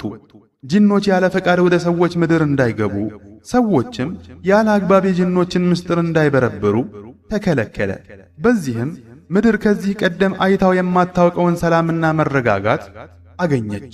ይህ ታላቅ ትግል በሰዎችና በጅኖች መካከል ብቻ አልነበረም። አዕዋፋትና አራዊትም የጦርነቱ አካል ነበሩ። ጦርነቱ ሲያበቃ ግን አዲስ ሥርዓት ተዘረጋ። በሱለይማን ዓለይሂ ሰላም ጦር ውስጥ ተሰልፈው የነበሩ አዕዋፋት የፈለጉበት ቦታ የመብረር ነፃነት ተሰጣቸው። ሆኖም ከአንዱ ምድር ወደ ሌላው ምድር መረጃ የሚያቀብሉ የመንግስቱ አይኖች ሆነው እንዲያገለግሉም ተወሰነ። ከአመፀኞች ጎን ተሰልፈው የነበሩ አራዊት ደግሞ የተወሰኑ ሲታሰሩ፣ ሌሎቹ ግን በሰዎች ከተማ ላይ ጥቃት ላለመሰንዘር ቃል ኪዳን ገብተው ተለቀቁ። በዲሚያት ጦርነት ወቅት የታየው ያ ታላቅ ነጭ አንበሳ የፍትህ ተገዢነት ምልክት ተደርጎ ተወሰደ። ማንም ሰው ያለ ፈቃድ በማይጠጋበት ጫካ ውስጥ በነጻነት እንዲኖርም ተደረገ። ከታላቁ ፈተና በኋላ ሰዎች ስለ ጂኖች የነበራቸው አመለካከት ፍጹም ተቀየረ። እንደ አስፈሪና መንፈሳዊ ኃይል ብቻ ከማየት ይልቅ በሱለይማን ዓለይሂ ሰላም ቃል ኪዳን የታሰሩ አጋር አድርገው ይቆጥሯቸውም ጀመር። አማኝ የሆኑ ጂኖች የሰዎችን የእውቀት መድረኮች መጎብኘት፣ ከነቢያትና ከሊቃውንት ትምህርቶችን መቅሰም ጀመሩ። ጂኖችን ለጥንቆላና ለድግምት መጠቀምን የሚከለክል ጠንካራ ሕግም ወጣ። ይህን የጣሰ ማንኛውም አካል በሸምሐሩሽ ችሎት ፊት ይቀርባል። ከቅጣት ያመለጡት የኢብሊስ ዘሮች እንኳ ሳይቀሩ ከሥርዓቱ ውጭ ሲሆኑ ክትትልና አደን ይደረግባቸው ነበር። ይህ አዲስ ሚዛን ቀላል ባይሆንም ዓለምን ለዘመናት ናፍቃት በነበረው ሰላም ውስጥ እንድትኖር አደረጋት። ሁኔታዎች ሁሉ ረግተው ሰላም ሲሰፍን ነቢይ ሱለይማን ዓለይሂ ሰላም በሰራዊት በታጀበው ግርማዊ ዙፋናቸው ላይ ተቀመጡ። በቀኝ በኩል የሰው ልጆች ሚኒስትሮች፣ በግራ በኩል ደግሞ የጂኖች ነገሥታት ቆመዋል። አዕዋፋት ጥላ ሲዘረጉላቸው፣ አራዊት ደግሞ በግርማ ይጠብቋቸዋል። ሱለይማን ዓለይሂ ሰላም ወደ አድማሱ ተመልክተው እንዲህ አሉ፣ ይህ ከኔ በኋላ ለማንም የማይገባ ታላቅ ንግሥና ነው። ከዚያን ቀን ጀምሮ ሰዎች ስለ ሱለይማን ዓለይሂ ሰላም 7 ቃል ኪዳኖች፣ ስለ ሸምሐሩሽ ችሎትና ሰዎች፣ ጂኖች፣ አዕዋፋትና አራዊት በአንድነት ስለተሳተፉባቸው አስገራሚ ጦርነቶች ማውጋት ጀመሩ። አንዳንዶች ከታሪኩ የፍትህና የርህራሄን ትምህርት ሲቀስሙ፣ ሌሎች ደግሞ ለጥንቆላና ለድግምት ሊጠቀሙበት ሞከሩ። ሆኖም ግን ሐቁ አንድ ነው። ነቢይ ሱለይማን ዓለይሂ ሰላም በታሪክ ውስጥ አቻ የማይገኝለት ታላቅ ሥርዓትን መመስረት ችለው ነበር። የሱለይማን ዓለይሂ ሰላም ቃል ኪዳናት አልያም አልዑሁድ ሱለይማንያ ተራ ወረቀቶች ወይም ድግምቶች ሳይሆኑ ረቂቅ ኃይላት በመለኮታዊ ዕውቀት ጥላ ስር የሚመሩበትን ሚዛናዊ ዓለም ለመገንባት የታለሙ ታላላቅ መመሪያዎች ነበሩ። በታሪክ ሂደት የሱለይማን ቃል ኪዳናት ተብለው የተሰየሙ ሰነዶች እንዲሁ በወረቀት ላይ የሰፈሩ ድርቅ ያሉ ጽሑፎች አልነበሩም። በሰዎች በጅኖችና ከዚያም ባለፈ በመንፈስ ዓለም መካከል ያለውን ግንኙነት የሚገዙ ሥርዓቶች ነበሩ። እነዚህ ሰነዶች በቀጥታ ከአላህ ዘንድ የወረዱ ዋህዮች ናቸው ወይስ ነቢይ ሱለይማን ዓለይሂ ሰላም የጅን ነገሥታትን ያስገደዱባቸው ስምምነቶች? የታሪክ ድርሳናት ይለያያሉ። ነገር ግን እነዚህ ቃል ኪዳናት በታሪክ ውስጥ ምስጢራዊና አነጋጋሪ ከሆኑ ጉዳዮች መካከል አንዱ መሆናቸው የማይካድ ሐቅ ነው። የመጀመሪያው ቃል ኪዳን ከእሁድ ቀን ጋር የተቆራኘ ሲሆን ጠባቂውም ንጉሥ አብዱላህ አልሙዘህብ ነው። ይህ ንጉሥ ከራስ ፀጉሩ እስከ እግር ጥፍሩ ወርቅ የተጎናጸፈ ሲሆን በምድር ላይ እንደሚራመድ ፀሐይ ይመስል ግርማ ሞገስ ያለው ነው። ይህ ቃል ኪዳን በታዛዥነትና በስልጣን ላይ የተመሰረተ ነው። ጂኖች የሱለይማንን ዓለይሂ ሰላም ትእዛዝ እንዲያከብሩና እንዳያምፁ የሚያስገድድ ሲሆን ሕጉን የሚተላለፍ ደግሞ በማይጠፋ መለኮታዊ እሳት እንደሚቀጣ ይደነግጋል። ነቢይ ሱለይማን ዓለይሂ ሰላም ለመጀመሪያ ጊዜ የአመፀኞችን ሰራዊት ድል ያደረጉት በዚህ ቃል ኪዳን አማካይነት ነበር። የአብዱላህ አልሙዘህብ ማህተም በአድማስ ላይ እንደ ወርቅ ሲያንጸባርቅ ጅኖች በፍርሃት ይንቀጠቀጡ ነበር። በኋላ ላይ ጠንቋዮች ይህን ቃል ኪዳን ሰርቀው ወርቃማዎቹን የጅን ጎሳዎች ለመቆጣጠር ቢሞክሩም ከከንቱ ቅዠት በስተቀር ያተረፉት ነገር አልነበረም። የሰኞ ዕለት አገልጋይ እንደሆነ የሚነገረው ንጉሥ ሙራህ ከሌሎች ነገሥታት በበለጠ ዝግ ያለ ቢሆንም እጅግ ትዕግሥተኛና ብልህ ተንኮለኛ ነው። የሱ ቃል ኪዳን ምስጢርን ከመሸፈንና ከመጋረድ ጋር የተያያዘ ነው። በሱ ፈቃድ ካልሆነ በስተቀር ምንም አይነት ምስጢር አይገለጥም። ከመጋረጃ ጀርባ ያለ ነገርም አይታይም። የነቢይ ሱለይማን ዓለይሂ ሰላም በየብስና በባህር ያሉ የከበሩ ሀብቶችና ግምጃ ቤቶች እንዳይታዩ የተሸሸጉት በዚህ ቃል ኪዳን ምስጢር ነበር። የሰው ልጅም ሆነ ጂን ሊደርስባቸው አይችልም። አንዳንድ ጠንቋዮች የዚህን ቃል ኪዳን የተዛቡ ጽሑፎች በመጠቀም የማይታዩበት የመሰወሪያ ድግምቶችን ለመስራት ቢሞክሩም ትክክለኛውን ጥበብ ግን አላገኙትም። የቀዩ ቃል ኪዳን የማክሰኞ ውል። ይህ ቃል ኪዳን ከቃል ኪዳኖች ሁሉ እጅግ ታላቁና አደገኛ የሚባለው ነው። አገልጋዩ አባ ሙሕሪዝ አልአሕመር ሲሆን ልብሱም ሆነ መልክዓ ምድሩ በደም የቀላና የሚንቀለቀል እሳትን የሚስል የጅን ንጉሥ ነው። የመናፍስቱ ዓለም ነዋሪያን ይህ ቃል ኪዳን ከረፋድ ሰዓት ጋር የተቆራኘ ሲሆን ሱረቱ ዱሓ በሚነበብበት ጊዜ የሰማይና የምድር በሮች ተከፍተው የመላእክትና የጅን አገልጋዮች ይወርዳሉ ብለው ያምናሉ። ይህ ውል ጅኖችን ለጦርነት ለመጥራትና ጠላትን በኃይል ለማንበርከክ ያገለግል ነበር። ሆኖም በኋላ ላይ አንዳንድ ጠንቋዮች ይህንኑ ቃል ኪዳን ከሃይማኖታዊ ሥርዓቱ ውጭ በመጠቀም የጅኖችን ሰራዊት ለመቆጣጠርና ጦርነት ለመቀስቀስ ሞክረውበታል። የቢጫ ቃል ኪዳን የረቡዕ ውል። የዚህ ቃል ኪዳን ባለቤት በመጀመሪያ ቡርቃን አበል አጃኢብ የተባለና በመላኢካው ከርሚያኢል እጅ የተገደለ ጅን ነበር። በኋላ ግን በሱ ስም የሚጠራ ሙስሊም የጅን ንጉሥ ተካው። ይህ ቃል ኪዳን ከምስጢራትና ከተአምራት ጋር የተቆራኘ ነው። ከሕክምና እስከ ከዋክብት ጥናት ድረስ ያሉ ስውር ዕውቀቶችን ለመቅሰምም ይረዳል። ነቢይ ሱለይማን ዓለይሂ ሰላም ስለ እጽዋት ባህሪና ስለ በሽታዎች ፈውስ ጥልቅ ዕውቀት ያገኙት በዚህ ቃል ኪዳን አማካይነት ከጅን ጠቢባን ጋር በሚያደርጉት ግንኙነት ነበር ተብለው ይታመናል። በኋላ ላይ ጠንቋዮች ይህን ቃል ኪዳን ለኮከብ ቆጠራና ለኬሚካል ምስጢራት በመጠቀም ለጥቁር አስማት ምንጭ እንዲሆን አድርገውታል። ነጩ ቃል ኪዳን የሐሙስ ውል። ይህ ቃል ኪዳን ከሌሎቹ ውሎች በልዩ ሁኔታ ይለያል። ዋነኛ ዓላማው ኃይልን ማሳየት ሳይሆን ፍትሕንና ዳኝነትን ማስፈን ነው። ጠባቂውም እንደ ፀሐይ የሚያበራ ነጭ ዘውድ የሚደፋው ሸምሐሩሽ የተባለው ጂን ነው። በዚህ ውል አማካይነት የጂኖች የፍትህ አደባባይ ተመሰረተ። ሰባቱም የጂን ነገስታት በመካከላቸው በእውነት ለመፍረድ በዚህ ቃል ኪዳን ማሉ። ማንኛውም አመፀኛ ጂን ወይም ሸይጣን ስርዓት ሲያናውጥ ይህ ቃል ኪዳን ይነበብበታል። ያን ጊዜ እጅግ ብርቱ የሚባሉት ጂኖች እንኳ ሳይቀሩ በፍርሃት ይንቀጠቀጣሉ። የብር ቃል ኪዳን የአርብ ውል የሸምሁረሽ ዳኝነት ተተኪ በሆነውና የአርብ ዕለት አገልጋይ በሆነው አልአብየድ የሚጠበቅ ውል ነው። መሰረቱ እርቅና ሰላም ሲሆን አመፀኞች ቅጣት ከመውረዱ በፊት ተጸጽተው እንዲመለሱ እድል የሚሰጥበት የርህራሄ ደብዳቤ ነው። ከታላላቅ ጦርነቶች በኋላ የታወጁት ታላላቅ እርቆች የተፈጸሙት በዚሁ ውል ነበር። ጠንቋዮች ይህን ቃል ኪዳን ሊያጣምሙትና ለክፉ ተግባር ሊያውሉት አልቻሉ።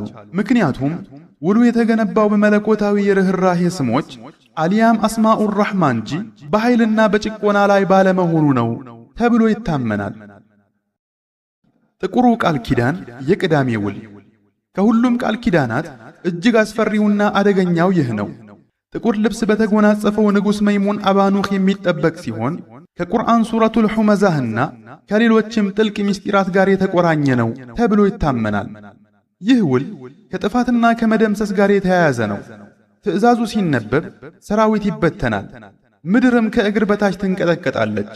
ነቢይ ሱለይማን ዓለይሂ ሰላም እጅግ እምቢተኞችን ጂኖች ለማንበርከክ እንደ መለኮታዊ መሳሪያ ይጠቀሙበት ነበር። ይህ ውል ጠንቋዮች እጅግ የሚመኙትና ለማግኘትም የሚጓጉለት ውል ቢሆንም በሰው ልጆች እጅ የሚገኙት አብዛኛዎቹ የጥቁር አስማት ድግምቶች የዚህ ቃል ኪዳን የተዛቡና የረከሱ ትርፍራፊዎች ብቻ ናቸው። ከነቢይ ሱለይማን ዓለይሂ ሰላም ህልፈት በኋላ ጅኖች ተበተኑ። የእነዚህ ቃል ኪዳናት ወሬም ከትውልድ ወደ ትውልድ መተላለፍ ጀመረ። አንዳንዶች በጽላት ላይ ቀረጿቸው፣ ሌሎች ደግሞ በምስጢራዊ ምልክቶች አሊያም በጠላሲሞች ውስጥ ደበቋቸው። ዘመናት ሲነጉዱ እነዚህ የተዛቡ ግልባጮች በጥንቆላና በድግምት የሚታወቁ ካህናት እጅ ገቡ። እነሱም ሸምሱል መዓሪፍና ጋየተል ሐኪም እንደሚባሉት የመሰሉ ኪታቦችን አዘጋጁባቸው። ሆኖም ግን እነዚህ ሰዎች ያገኙት የጥበቡን ቅርፊት እንጂ ፍሬውን አልነበረም። ኃይሉ ያለው በቃላቱ ውስጥ ብቻ መስሏቸው ነበር። ሚስጥሩ ግን ነቢይ ሱለይማን ዓለይሂ ሰላም ዓለማትን ያስተሳሰሩበት ኢማንና አላህ የሰጣቸው ታላቅ ታዛዥነት መሆኑን ዘንግተውት ነበር። እነዚህ 7 ቃል ኪዳናት ተራ አፈ ታሪኮች አይደሉም። ነቢይ ሱለይማን ዓለይሂ ሰላም መንግሥታቸውን በታዛዥነትና በኃይል በፍትሕና በርህራሄ መካከል እንዴት ባለ ረቂቅ ሚዛን እንደገነቡ የሚያሳይ ግሩም ሥርዓት ነው። ምንም እንኳ ጠንቋዮች ታሪኩን ቢያድበሰብሱትም የሱለይማን ዓለይሂ ሰላም ጥበብ እስካሁንም ድረስ የሰው ልጅ አእምሮ የሚመራመርና በታሪክ ውስጥ እንደ ትልቅ ምስጢር የሚጠቀስ ሐቅ ሆኖ ቆይቷል። ነቢይ ሱለይማን ዓለይሂ ሰላም ከዚህ ዓለም በሞት ሲለዩ ሰማይና ምድር በከባድ ዝምታ ተዋጡ። በሰውም ሆነ በጅን ታሪክ ታይቶ የማይታወቅ ድንቅ ምዕራፍም ተዘጋ። እንደ ሕይወት ቋሚ ሕግ የሥርዓቱ ቁልፍ በእጁ የያዘ ፍትሃዊ መሪ ሲርቅ የሰውም ሆነ የጅን አመፀኞች ስሜት ማገርሸት ጀመረ። መጀመሪያ የተመኙትና ዓይናቸውን የጣሉበትም እነዚያን ጂናዊ ኃይላትን ቀጥቅጠው የገዙትን 7ቱን የሱለይማን ዓለይሂ ሰላም ቃል ኪዳናት ነበር። የሱለይማን ሞት የታወቀው ሚስጥ በትራቸውን በልታው ሲወድቁ መሆኑ ይነገራል። ያን ጊዜ የጅኖች አመፅ ተቀሰቀሰ። በቃል ኪዳናቱ ታስረው የነበሩ ብዙ ጂኖች ነፃነታቸውን ፍለጋ ማሴር ጀመሩ። ከጥንት ጀምሮ በነቢይ ሱለይማን ዓለይሂ ሰላም ላይ ቂም የያዙትና ራሳቸውን አይሁድ ብለው የሚጠሩት ጂኖች የቃል ኪዳናቱን ሰነዶች ፍለጋ ተሰማሩ። እነሱን የያዘ ምድርን ይቆጣጠራል ብለው ያምኑም ነበር። አንዳንድ ጂኖች ደግሞ የነቢይ ሱለይማን ዓለይሂ ሰላም መሞት ከቀድሞ ሥርዓታቸው ያገዳቸውን ገደቦች እንደሚያስወግድላቸው ተሰማቸው። በሽንፈት ላይ ሽንፈት ቀምሰው የነበሩት የኢብሊስ ልጆችና ሴት ልጆችም ዳግም ምድር ላይ ትርምስ ለመፍጠር ወርቃማ ዕድል አገኙ።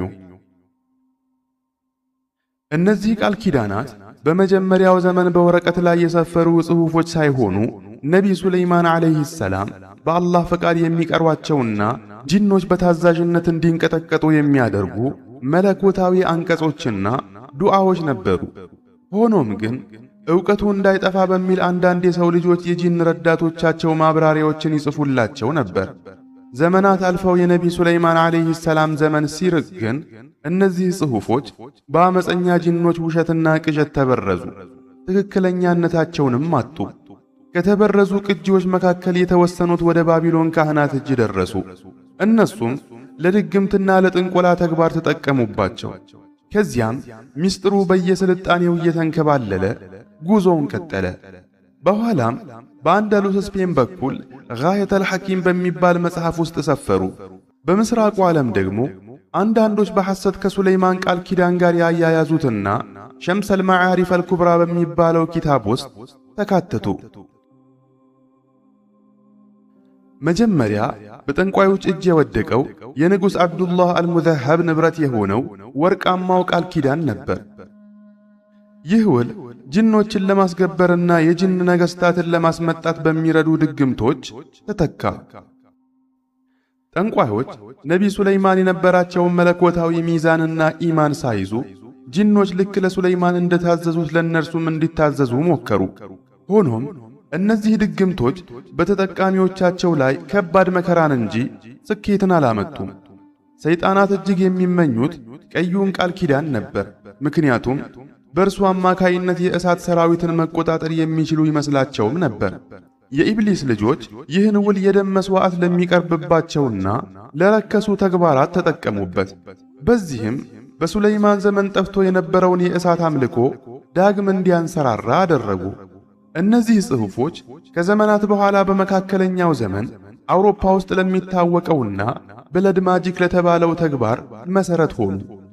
ከሱለይማን ዓለይሂ ሰላም ሞት በኋላ ታላቁ ዳኛ ሸምሃሩሽና ሌሎች ሙስሊም የጅን ነገሥታት የቃል ኪዳናቱን ምስጢር ለመጠበቅ ከፍተኛ ጥረት አድርገዋል።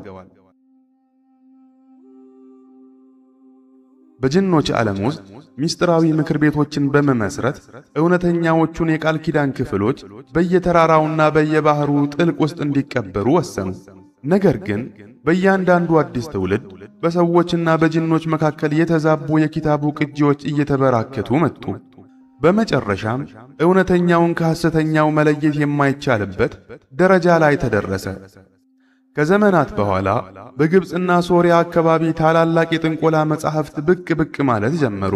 እነዚህም የጥንት የግብፅ ምስጢራትንና የሱለይማንን ዓለይሂ ሰላም ቃል ኪዳን ቅሪቶችን በማቀናጀት አዛኢመል ኩብራ የተባሉ ቀመሮችን ፈጠሩ። በአንደሉስ ደግሞ በአረብኛና በላቲን የተጻፉ መጻሕፍት ወደ አውሮፓ በመሸጋገራቸው ለምዕራባውያን ጥንቆላ መሠረት ሆኑ። በሞሮኮ አካባቢ ደግሞ ስለ ንጉሥ ቡርቃንና መይሞን ቃል ኪዳኖች የሚወሩ ምስጢራት እስከ ዛሬ ድረስ በጠንቋዮች ዘንድ በምስጢር ይነገራሉ። ያለ መለኮታዊ ፈቃድና ያለ እምነት እነዚህን ቃል ኪዳናት ለመጠቀም የሞከረ ሁሉ የእርግማኑ ሰለባ መሆኑ አልቀረም። በዚህም ምክንያት አንዳንዶቹ አእምሮአቸው ታወከ፣ ሌሎቹ ቤታቸው በድንገት በእሳት ነደደ። የተወሰኑት ደግሞ ጅኖች እጅግ በሚያስፈሩ ምስሎች እየተገለጡላቸው በጭንቀት እንዲኖሩ ተገደዱ። እስከ ዛሬ ድረስ እነዚህን ድግምቶች የሚያነቡ ሰዎች ለከባድ ቅዠትና ለሚጥል በሽታ እንደሚጋለጡ በሰፊው ይነገራል። የቃል ኪዳናቱ መፍረስ ማለት እንዲሁ የወረቀቶች መበተን ማለት ሳይሆን እውነት ከሐሰት የተደባለቀበት የጅን ዘመን መጀመሪያ ነበር። አላህ እነዚህ ምስጢራት ከነቢይ ሱለይማን ዓለይሂ ሰላም ጋር ብቻ ተቆራኝተው እንዲቀሩ ቢሻም የሰው ልጆችና ጅኖች ግን ለስልጣንና ለጥፋት ሲሉ አዛቧቸው። በዚህም ምክንያት በአንድ ወቅት ለሥርዓትና ለፍትህ መቆሚያ የነበሩት ቃል ኪዳናት በስግብግቦች እጅ የትርምስና የውድመት መሳሪያ ሆነው አረፉ። የሱለይማን ዓለይሂ ሰላም ከዚህ ዓለም መለየት የታሪኩ ማብቂያ ሳይሆን የአዲስና የአስፈሪ ምዕራፍ መጀመሪያ ነበር። ይህ ምዕራፍ በምስጢራዊ አደኖች፣ በድብቅ ጉዞዎች፣ በተረገሙ መጻሕፍትና አንድን የቃል ኪዳን መስመር ለማግኘት በሚፈስ ደም የተሞላ ነው። እነዚህ ቃል ኪዳናት በሰዎችም ሆነ በጅኖች ላይ ፍጹም ስልጣንን ለመጎናጸፍ ለሚሹ ወይም ደግሞ ወደ ተሰወረው የገይብ ዓለም በር ለመክፈት ለሚቃጡ ሁሉ ትልቅ መሻት ሆነ። ገና ከመጀመሪያዎቹ ክፍለ ዘመናት ጀምሮ በነገስታትና በጠንቋዮች የሚመሩ ድብቅ ልዑካን ቡድኖች የቃል ኪዳናቱን መነሻ ፍለጋ ተሰማሩ። ነቢይ ሱለይማን ዓለይሂ ሰላም ብቻ ያውቁት የነበረውንና ተራው የሰው ልጅ ሊደርስበት የማይችለውን ያን እውነተኛ መለኮታዊ ቃል ፍለጋ ብዙዎች ተንከራተቱ። በባቢሎን ካህናት ዘንድ በእጃቸው ባሉ የጥንቆላ ጽላቶች ላይ የቃል ኪዳናቱ ቅሪቶች እንደሚገኙ በሰፊው ይታመን ነበር። እነዚህ ካህናት በሸክላ ጽላቶች ላይ ባሉ ሚስጥራዊ ቅርጾች ላይ የታረዱ እንስሳትን ደም በማፍሰስ ሚስጥሩን ለመፍታት ይሞክሩ ነበር። በታሪክ የታወቀው የሰባቱ ዓዛኢም አልያም የጅኖች የጥሪ ሥርዓት ለብዙዎቹ የዘመናችን ጥንቆላዎች መሠረት የሆነው ከዚሁ መነሻ ነው። አንዳንድ ምንጫቸው ያልታወቁ የጥንት ድርሳናት እንደሚጠቁሙት ንጉሥ እስክንድር ወይም ከሱ በኋላ የመጡ ነገሥታት ወደ የመን ዋዲ አቀፍ የጦር ዘመቻ አድርገው ነበር። ዓላማውም ሸምሃሩሽ ነጩን ቃል ኪዳን በዚያ ሸለቆ ደብቆታል የሚለውን መረጃ ለማረጋገጥ ነበር። ሆኖም ግን የዘመቻው ሰራዊት የተመለሰው ጥቂት የተሰባበሩ የወታደሮችን አጥንቶች ብቻ ይዞ ነበር። በሕይወት የተረፉትም በጨለማው ውስጥ የሚነድ ብርሃናዊ ዙፋን ማየታቸውንና በፍርሃት ተውጠው መሸሻቸውን ተናግረዋል። በአንደሉሳዊቷ ቁርጡባና ገርናጣ አይሁድ፣ ክርስቲያንና ሙስሊም ተርጓሚዎች በአንድ ማዕድ ተቀምጠው የሱለይማንን ዓለይሂ ሰላም ምስጢራዊ ጥሪዎች ለመተርጎም ይጥሩ ነበር። ከነሱ እጅም ጋየተል ሐኪም የተሰኘው ኪታብ ወጣ። በኋላም ወደ አውሮፓ ተሻግሮ ፒካትሪክስ ተብሎ ተሰየመ። ስለ ሱለይማን ማህተምና ስለ ምስጢራዊ ስሞቹ የሚወሩ አፈታሪኮችም መነሻው ይህ ነበር። የመስቀል ጦረኞች ኢየሩሳሌምን በተቆጣጠሩ ጊዜ ምስጢራዊ ጽሑፎችን ፍለጋ መቃብሮችንና ቤተ መጻሕፍትን በረበሩ። ፉርሳኑል ሃይከል አልያም የቤተ መቅደሱ ፈረሰኞች ከቤተ መቅደሱ ፍርስራሽ ስር የተቀበሩ ሰነዶችን አግኝተዋል የሚለው ትርክት ስማቸውን እስከ ዛሬ ድረስ ከምስጢራዊ ድግምት ጋር አያይዞታል። ወደ ቃል ኪዳናቱ የሚወስደው መንገድ የተገራራና በአበቦች የተሞላ አልነበረም። የጅኖች ዳኛ ሸምሃሩሽና ሌሎች ሙስሊም የጅን ነገሥታት ምስጢሩን የሚጠብቁ ኃይለኛ የጅን ዘበኞችን መድበው ነበር። ዘበኞቹም እንደሚከተሉት ናቸው። ንጉሥ ጣሪሽ፣ አባጂባድ፣ አቡሸራሚት። ንጉሥ ጣሪሽ የቤቶችን ሰላም የሚጠብቁ ቃል ኪዳናትን የሚጠብቅ ሲሆን ጠንቋዮች የሰዎችን ሕይወት ለማናጋት እንዲጠቀሙባቸው አይፈቅድም። አባዲባጅ የቁረና አልያም የውቃቤ ንጉሥ ሲሆን ጠንቋዮችን ለማሳሳት እውነተኛውን ቃል ኪዳን ሳይሆን የተዛቡና የማይረቡ ጽሑፎችን በመስጠት ከመንገድ ያስወጣቸዋል። አቡሸራሚጥ አላህን ለሚፈሩ ሰዎች እየተገለጠ በሰይጣናት ብርሃናዊ መልክ የሐሰት ተስፋዎች እንዳይታለሉ ያስጠነቅቃቸዋል ተብሎ በመንፈሱ ዓለም የሚያምኑ ሰዎች ዘንድ ይታመናል። የቃል ኪዳናቱን ፍለጋ የተያያዙት ጠንቋዮች ብቻ ሳይሆኑ የእነዚህም መጻሕፍት ውሸት ለማጋለጥና ሰዎችን ለማስጠንቀቅ የቆሙ ታላላቅ ዑለማዎችም ነበሩ። በባግዳድ ታላላቅ ፉቃሃዎች ጠንቋዮችን የሚሞግቱ ኪታቦችን ጽፈዋል። በእጃቸው ያለው የሱለይማን ቃል ኪዳን ሳይሆን ተልቢሱ ኢብሊስ አልያም የሰይጣን ማታለያ መሆኑን አረጋግጠውላቸዋል።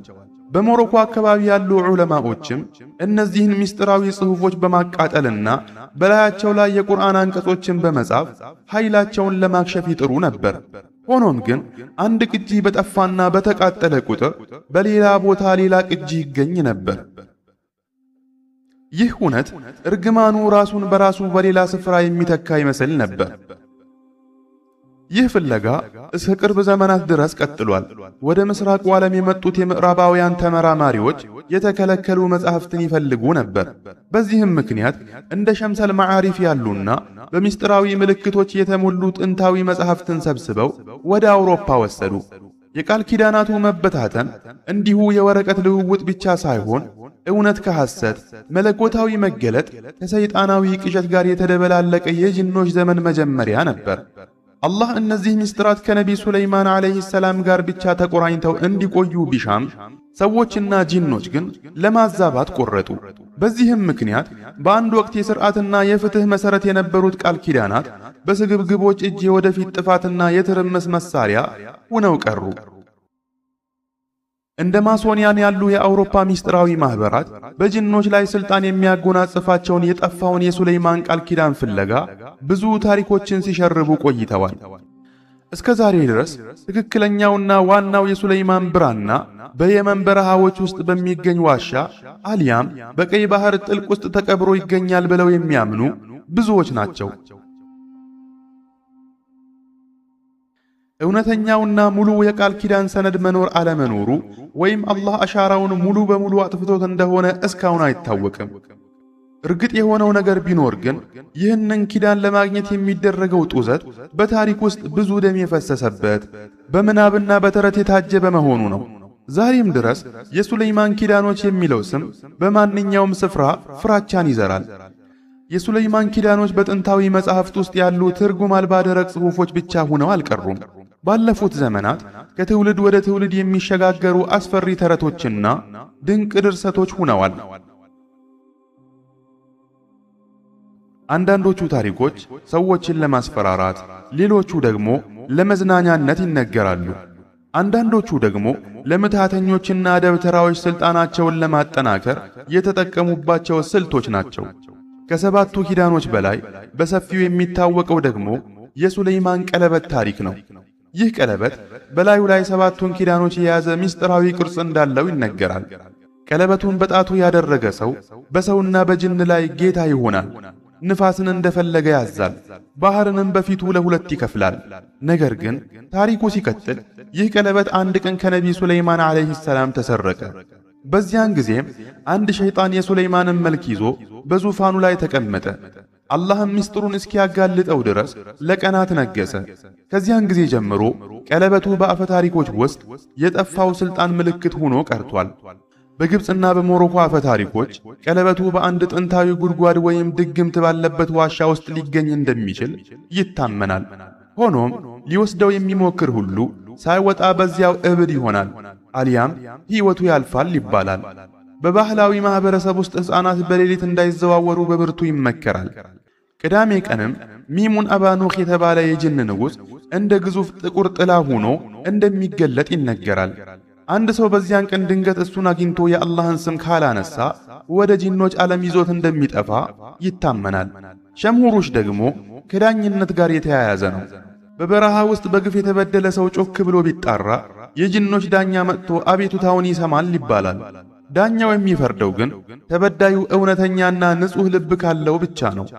አባ ማሕሪዝ አልአሕመር ደግሞ ሱረቱ ዱሓ በሚቀራበት ጊዜ ቀይ ልብስ ለብሶ እንደሚመጣና እሱን የተመለከተ ሰው ለቀናት በሚቆይ ትኩሳት እንደሚመታ በስፋት ይተረካል። የሴቶችና የሕፃናት ስጋት ታቢዓ። በቤቶች ውስጥ ትልቅ ፍርሃት የሚፈጥረው የታቢዓ ታሪክ ነው። ይህች አሮጊት ፍጡር ዛሬም ድረስ ሰለባዎቿን እንደምትፈልግ በስፋት ይታመናል። በተለያዩ ማህበረሰቦች እሳቤ አዲስ ሕፃን በተወለደበት ቤት ዘው ብላ ትገባለች።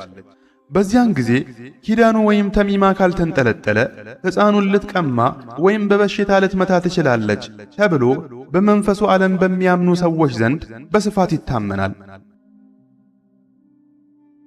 በአንዳንድ መንደሮች ደግሞ በሕልም እየመጡ ወንዶች የሱለይማንን ኪዳን እንዲገቡላቸው የሚጠይቁ የጅኒ ሴቶች እንዳሉ ይነገራል። ቃላቸውን የጠበቁ ወንዶች መጨረሻቸው እብደትና ብቸኝነት ይሆናል። ይህ ታሪክ በምስራቁ ዓለም ብቻ የተገደበ አይደለም። በአውሮፓ ግሪሞር ኦፍ ሰሎሞን የተባለ አንድ ሰው መናፍስትን እንዴት መጥራት እንደሚችል የሚያስተምር የድግምት መጽሐፍ እንዳለ ይታመናል። ይህ መጽሐፍ የምዕራባውያን ድግምት ታሪክ አካል ሆኗል። በሰሜን አፍሪካ ደግሞ የሰባቱ ነገሥታት ታሪክ የምትሃተኞች የአምልኮ አካል ሆኗል። ደም በማፍሰስና ስሞቻቸውን በደም በመጻፍ ፍላጎቶቻቸውን እንዲያሟሉላቸው እንደሚጠሯቸው ይነገራል።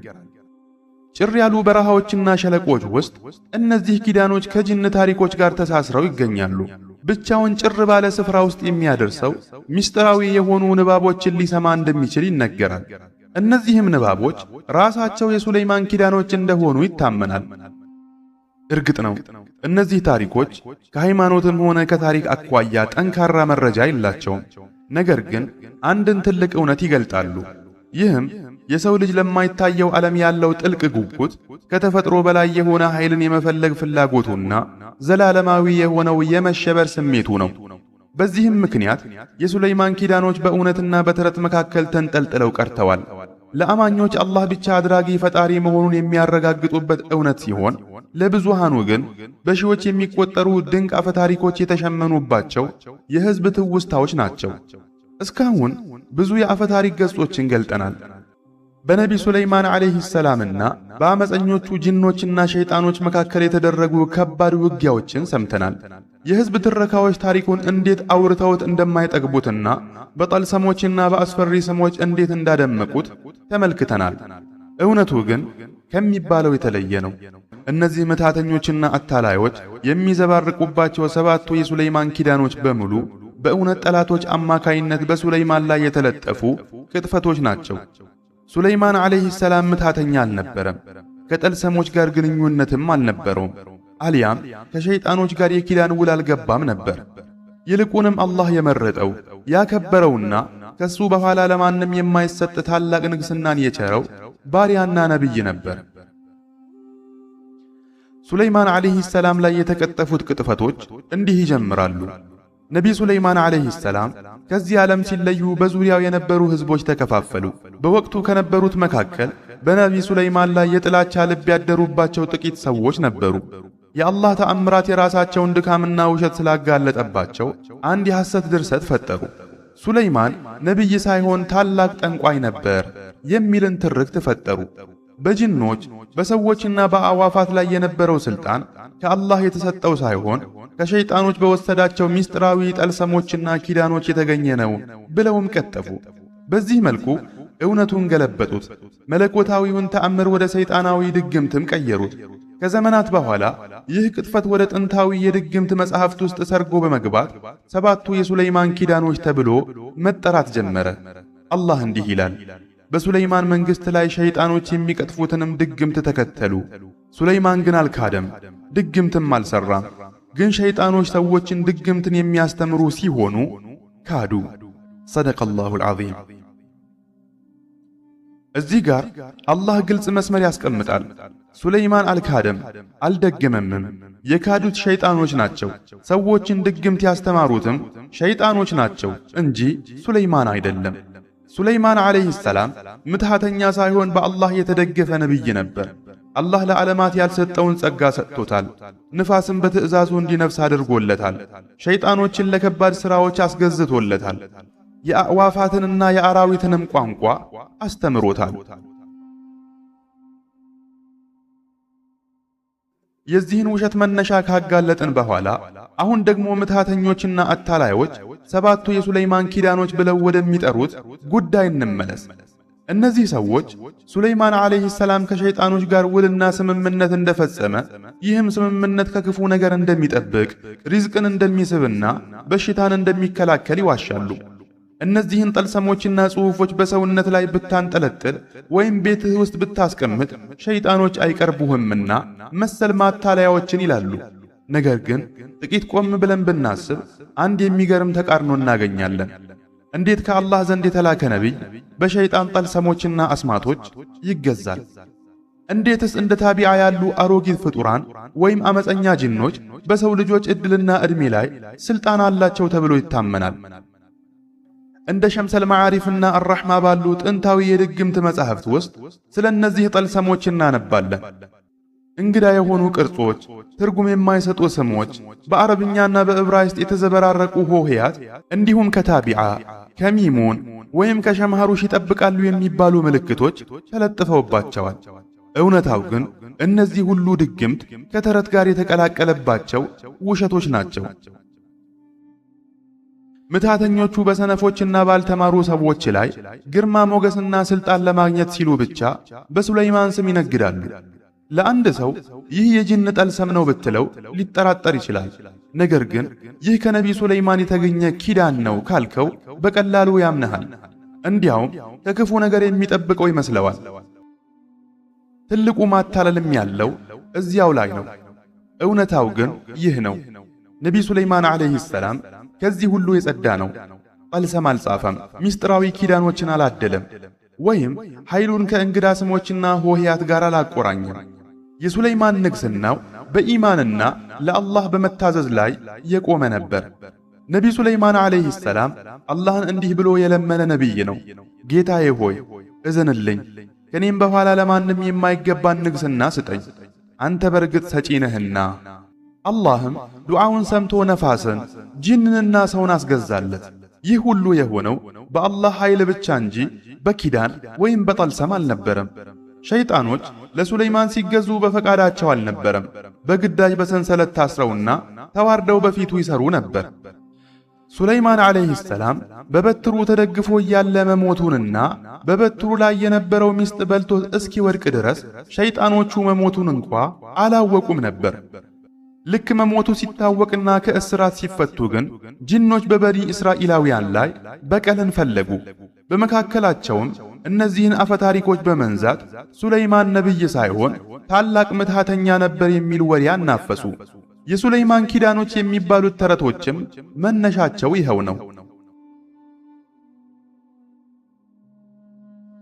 እንግዲህ የሱለይማን ኪዳኖች የሚባሉት ምትሃተኞች የሃይማኖት ልብስ አልብሰው ለሰዎች የሚሸጡላቸው ሰይጣናዊ ተረቶች እንጂ ሌላ አይደሉም። የውሸቱን መጋረጃ ገልጠን ወደ እውነቱ ስንመለስ አራት ታላላቅ እውነታዎችን እናገኛለን። እውነታ አንድ፣ ጂኖች አሉ፣ ነገር ግን እንደኛው ፍጥረታት ናቸው። ቁርአን የጂኖችን መኖር አረጋግጧል። ልክ እንደ ሰው ልጆች ሁሉ አማኝ፣ ካፊር፣ ደጋግና አመፀኞች ያሉበት ኡማ እንደሆነም ነግሮናል። አላህ ጂኖች ያሉትን እንዲህ ሲል ተርኳል። ከኛ ውስጥ ደጋጎች አሉ፣ ከኛም ውስጥ ከዚያ በታች የሆኑ አሉ፣ የተለያዩ መንገዶችም ነበርን። ስለዚህ ጂኖች ተረት ወይም የምናብ ውጤት አይደሉም። ነገር ግን ዓለምን የሚከፋፍሉ ኃያላን አማልክትም አይደሉም። እነሱም እንደኛው የአላህ ባሪያ ናቸው። በመካከላቸውም ደካማና ጠንካራ አለ። እውነታ ሁለት፣ ድግምት ፈተና እንጂ ተአምር አይደለም። ስለ ጠልሰሞች፣ ስለ ኪዳኖችና ስለ ሰባቱ የሱለይማን ኪዳኖች የሚወሩት ታሪኮች በሙሉ መለኮታዊ ተአምራት ሳይሆኑ ሰዎችን ለማጥመም የተደረጉ የሸይጣን ሥራዎች ናቸው። አላህ በነቢይነት ክብርና በድግምት ተንኮል መካከል ያለውን ልዩነት ሲገልጽ ሱለይማን አልካደም፣ ድግምትም አልሰራም። ነገር ግን ሸይጣኖች ሰዎችን ድግምትን የሚያስተምሩ ሲሆኑ ካዱ ይላል። ይህች አንቀጽ ብቻ በሱለይማን ላይ የተለጠፉትን አፈታሪኮች ሙሉ በሙሉ ውድቅ ለማድረግ በቂ ናት። እውነታ ሶስት፣ የሱለይማን ንግስና መለኮታዊ ስጦታ ነበር። የሱለይማን ንግስና በኪዳን በጠልሰም ወይም በእንግዳ ስሞች ላይ የቆመ ሳይሆን በቅንነት በፈጸመው ዱዓ ላይ ብቻ ነበር። ጌታዬ ሆይ እዘንልኝ፣ ከኔም በኋላ ለማንም የማይገባን ንግስና ስጠኝ፣ አንተ በርግጥ ሰጪ ነህና። አላህም ዱዓውን ተቀብሎ ነፋስን አስገዛለት፣ ጅኖችን በፊቱ አሰራለት፣ አዕዋፋትንም በጠላነታቸው ላከለት። ይህ ሁሉ በአላህ እዝነት እንጂ በሰይጣናዊ ውል አልነበረም። እውነታ አራት፣ አፈታሪኮች የፈተናው አካል ናቸው። ስለ ሸምሃሩሽ፣ ስለ ሚሙንና ስለ አባ ማሕረዝ የሚያወሩት ታሪኮች በሙሉ ሱለይማን ከሞተ በኋላ ሸይጣኖች የፈጠሩት የፈተና ቀጣይ ናቸው። ከሱለይማን ቁጥጥር ነፃ ሲወጡ ስሙን ለማጥፋትና ነብይ ሳይሆን ምትሃተኛ ነበር የሚል ወሬ በመንዛት የሱለይማን ዓለይሂ ሰላም ኪዳን የሚለውን ተረት ወለዱ።